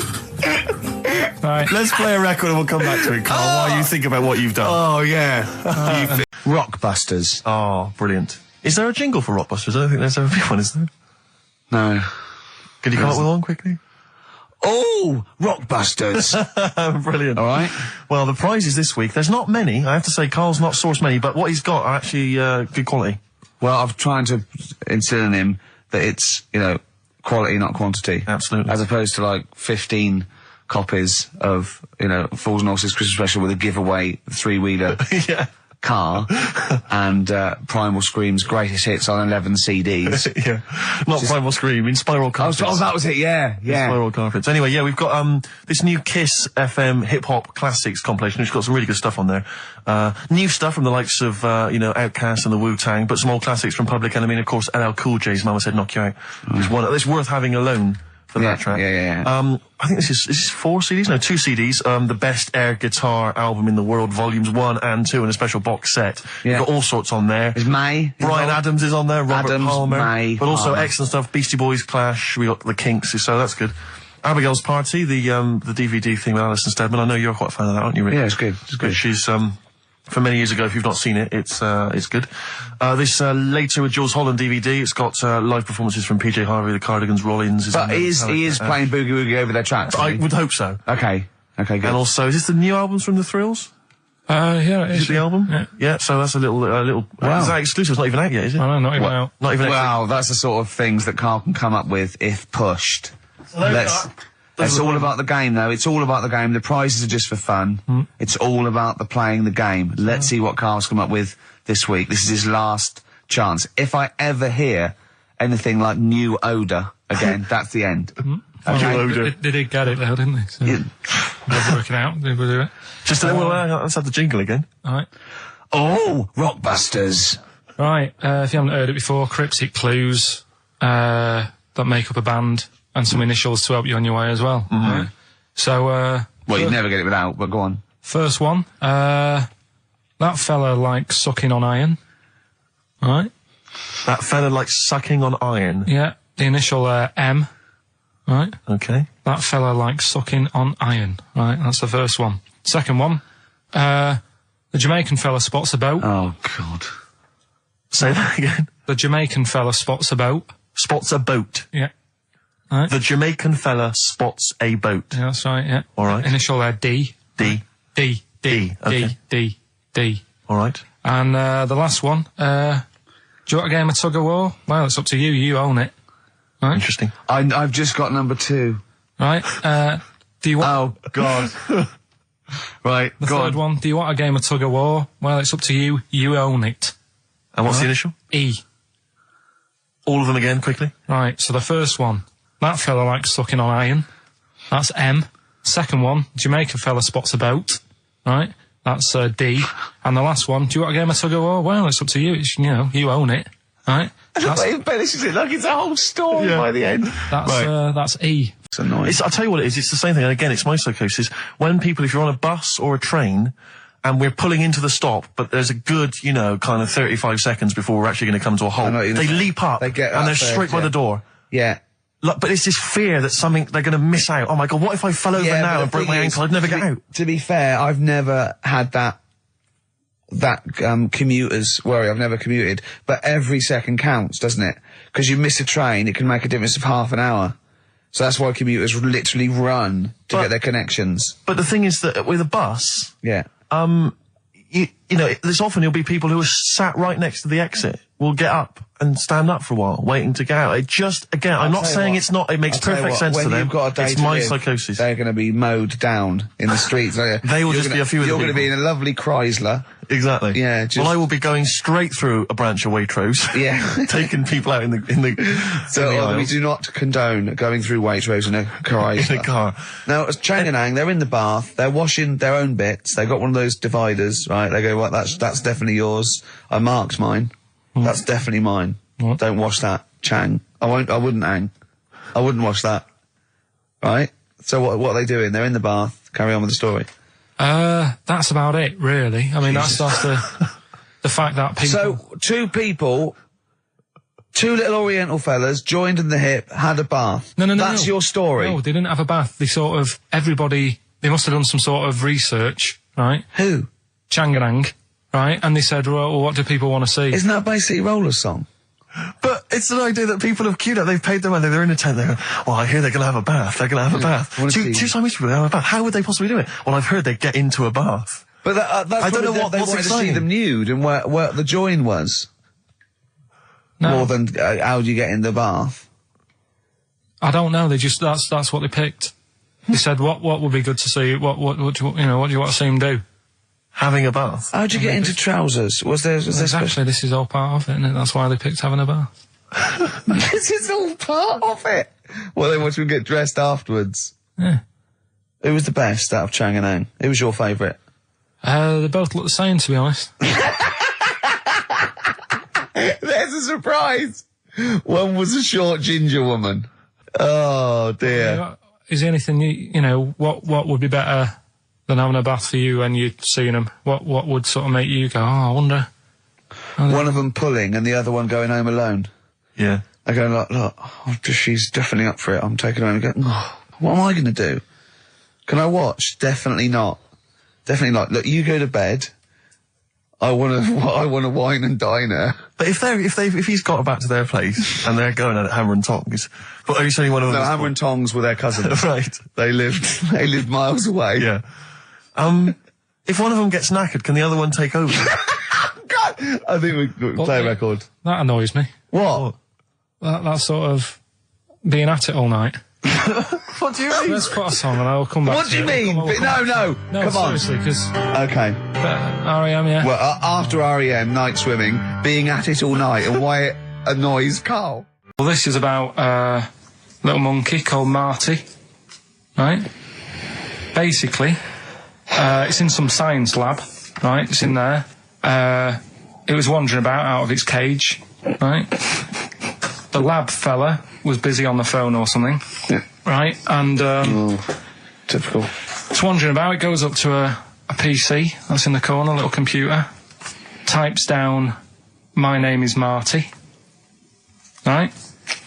So the fella got off the phone, saw this on the screen with the monkey sat there, says to his mate, "Have you done this?" Right, hold on, Carl. Let him finish. Before you question, always let him finish. I don't know what to do. Time's against us, come on. He said, "Have you done this?" He says, "Done what?" He said, "This on the screen here saying, 'My name's Marty,' right?" He goes, "What are you talking about?" As he's having an argument with his mate saying, "You're lying, you did it," monkey's sat there typing, "This isn't a practical joke, my name is Marty." Right, and that's the end of the story? I'm not coming in next week. I think we need a week off. I actually think we need a week off. He's doing a web chat or something. You can go online and have a chat with it. The monkey's doing a web chat. I don't know. Has he got his own Carl, website yet? His favourite Buffy the Vampire Slayer? Have a look at that, have a look at that. Right. Do you believe that, Carl? It's all there. No, but do you believe it? Do you believe that monkey could type that and then say this is not a practical joke when he's still arguing? Weird, isn't it? Oh. What do you reckon, Steve? Yeah, well, it's obviously a wind-up. It's a joke. It's not even... You haven't even got some of the facts wrong. It's just a wind-up. Have you noticed the date? Is it April the 1st? It is April the 1st. You are joking. That it was sent. You're an idiot, Carl. It was sent on April the 1st, Carl. So you're saying the monkey knows it's April the 1st, but you And don't it's doing believe... a wind-up, yes. Yeah, I think the monkey has thought, I'll do it on April the 1st so that people think that it's a wind-up. In actual fact, I am a monkey that can type and read. Really, it's about some monkey, I think it was a chimp. Who's an ape? Go on. He tried to... I mean, the story sets off at a sort of a weird thing. Yeah. It's something about he went to Russia to do some business. What are you talking about, Carl? It jumped past that bit, though. It didn't start there. What are you... Do you know what I mean? It didn't tell you what he was doing. It just said, there's this monkey, went to Russia. To do some business. I know. Do some stuff. I don't know. Bit of monkey business. And, anyway, didn't work out. So, they were furious. We wanted a surgeon. You send us a monkey. Anyway, ended up being homeless. Oh. No, you're So it was joking. taking a turn for the worst. What, couldn't even get into like a tree hostel or anything like that? That's When I was about 16, my nephew got mumps, and all the men in my family were really worried, right? And I soon found out why. You know, obviously, if you get mumps when you're an adult and you haven't had it before, you go sterile, or it can cause sterility. Really? Yeah, Blimey. yeah. And I was about 16, and this worried me, and I went to my mum and I said, "Have I had mumps?" She went, "You've had one mump." Now, I don't know what mumps are or is, but I'm pretty sure you can't have a mump. Or, I think she meant that one side of my face swelled up, like a gobstopper, it was. But what is a mump, or what are the mumps? I mean, it's a viral infection, isn't it? I don't want to embarrass myself. I don't want her to be right. Like I don't know, can you have a number of mumps or one big mump? What if you had one big Like mump? like a hunchback for a while? You're just like, you're mump-backed for a while and just walk around. You mump back. Yeah, and you don't remember, because it's always when you're very young. You mump back, but yeah, exactly. But apparently I had one mump. So I could probably one of them, just one of them went a bit sterile. Can you, so you can become sterile if you have the mumps when you're an adult? Apparently, yeah. Can you, I mean, does that, for instance, it doesn't cause, say for instance, an adult had the mumps, right, Yeah. and then he sort of had sex and he gave birth to a child. His wife gave birth to a child. Yeah. That can't cause any other problems. It can't cause deformity or anything. It's just because it's just my dad had the mumps. When I don't know. We should get our facts right, really. If there's a doctor out there, I mean, can mumps cause sterility? How does it do it? I have stories about, my teacher, his mate, had to have them, they swelled up, and he had to put them in cotton wool for about a month. God almighty. Because it can, mumps aren't fun. No, I'm not saying it. I mean, all I can say, maybe you've had mumps and now you're sterile. That could be mumps aren't fun. Yeah. That's like go to work on an egg. Isn't it? Yeah. Who said that? I was having an argument with someone about who said go to work on an egg. Someone said it was that William G. Stewart bloke who... No, it was Faye Weldon. No, it was Salman Rushdie.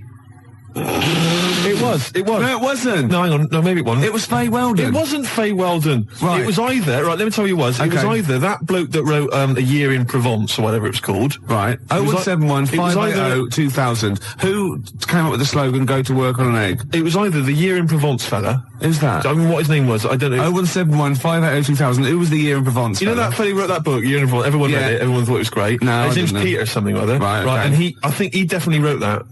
Salman Rushdie came up with something. I think it was the year. See, again, I'm thinking that maybe it was the egg thing. But I would say as well that fella that wrote Year in Provence, he also came up with the, the Fat Willy cartoon series. What a hilarious series of books they are. Not Fat Willy, is It it? was called Fat Willy, wasn't it? What's the one, Where's Willy? That's Where's Wally? Where's Wally? Where's Willy? That'd be pretty straightforward every time, wouldn't it? There's a fella there. There it is. Not where you come from, it wouldn't. Oh. Well, there you go. Well, Peter Mayle is the name of the bloke who wrote Year in Provence. Thanks to Neil. And also, Neil says that Salman Rushdie did Naughty But Nice for the cake commercial. Now, I still don't know who did go to work on an egg. I think it was Faye Weldon. No, it was Peter Mayle. Do you reckon it was? Yes, absolutely. Absolutely. I'm gutted. Yeah. And you very rarely, Jerry from Balham, you very rarely go sterile from mumps, but it is a viral infection, yeah. It's such an informative This show. programme, exactly, Steve. Yeah. It's like a public service. It really is, isn't it? And we treat things sort of sensibly and maturely, and we give out, the correct information. I'll be honest with you. It's safe for kids to listen to, isn't it? Well, imagine if you were in the... I mean, this happens to us all the time. You're in the pub and someone will say, well, is mumps a problem? Is it going to cause infertility? And you're there just saying, Well, I was listening to Ricky Gervais. And... It's very rare. It is a viral infection. And do you know who did go to work on an egg? They went, no. Peter Mayle or Faye Weldon, we're not sure. Possibly Salman Rushdie. No, definitely wasn't Salman Rushdie. That's quite incredible, though, to go from writing Naughty But Nice about cakes to live in a hole for the rest of your life. I used to write when I was at school. Oh, yeah. Now, I didn't watch sort of kids' programmes when I was growing up. I watched sort of crap adult ones. ITV on the telly from 12 midday through to like midnight, and I'd watch all the police series, Police Story, Charlie's Angels, Steve Austin, and Teen Knight Rider. Teen Knight Rider, yeah. And I wrote this essay at school, and I just couldn't stop, and I started serialising it. And every time I just kept writing, I was sort of like, people were reading it at school, and it was about a cop, a New York cop, who was as hard as, you know what I mean? Yeah. And I worked out what his name was. Now, God, this is how television influences me. Because it was one word name, which is his surname. That was the title of the book, title of the series, and that's what all his friends called him. Right. It was called Jezuk. Jezuk? Yeah. Jezuk. Yeah, I thought it had a Z and a J. Jezuk. Jezuk. Yeah. Do you know, it does sound so close to like Pillock or Jesse. Yeah. Or Nonce. No, nonce. There's no nonce. Well, do you know what I mean? Cross between sort of Jezuk. like Pillock and Jism. Damn you, Jezuk. Yeah. You're off the case. Give me a badge. Keep the stinking badge. I don't need a badge to be a cop. It was all stuff like that. And he'd first do, yeah. And so he'd look at his gun and go, this is my law. My God, it's Jezuk. How did he find us? Jezuk. Yeah, it was great. There'd be shootouts and everything. Oh, fantastic. Let me just ask, did he have perhaps have a broken marriage? He was hard-boiled. He played by his own rules. Didn't he? Yeah. I imagine. Simultaneous with this. He was a bit of a drunkard as well, had a bit of drink. No, he didn't drink, Oh, no. good, He was a good. good-looking fella. But he was letting himself go. He was a bit hard-bitten. Yeah. Yeah. And the other thing I was sort of simultaneous, which was more of a novel, I wasn't serious. I said, well, I was actually writing a novel and I got like 3 exercise books, right? It was about this kid, right? Oh, God. Right? He saw his parents just brutally murdered for no reason by a gang of outlaws, yeah? And he buried his father and he knelt down on the grave and he said, looked up and he goes, as God is my witness, I will avenge thee. And then he sort of went to the store and he got loads of bullets and he practiced and he was the fastest guy. He was only about 16. Yeah. His name was Jody Barnes. Jody Barnes is all right. Yeah. Yeah. Imagine, that's nice. Yeah. Oh, fantastic. Have you still got any of those exercise books? I hope not. That would be the incredible. teachers used to sort of like, I imagine going, yeah, it's good. I imagine I'm passing around the, he's done another one. Gervais has written another episode of Jezuk. Yeah. But I say, seriously, if you brought one of those in and read it out, I'd be entranced. Imagine it. Seriously, that'd be great. Do you think The your mum ramblings might... of a twisted 14-year-old brain that only ever watched ITV cop shows. Do you think your mum might still have some copies of she Jezuk? No.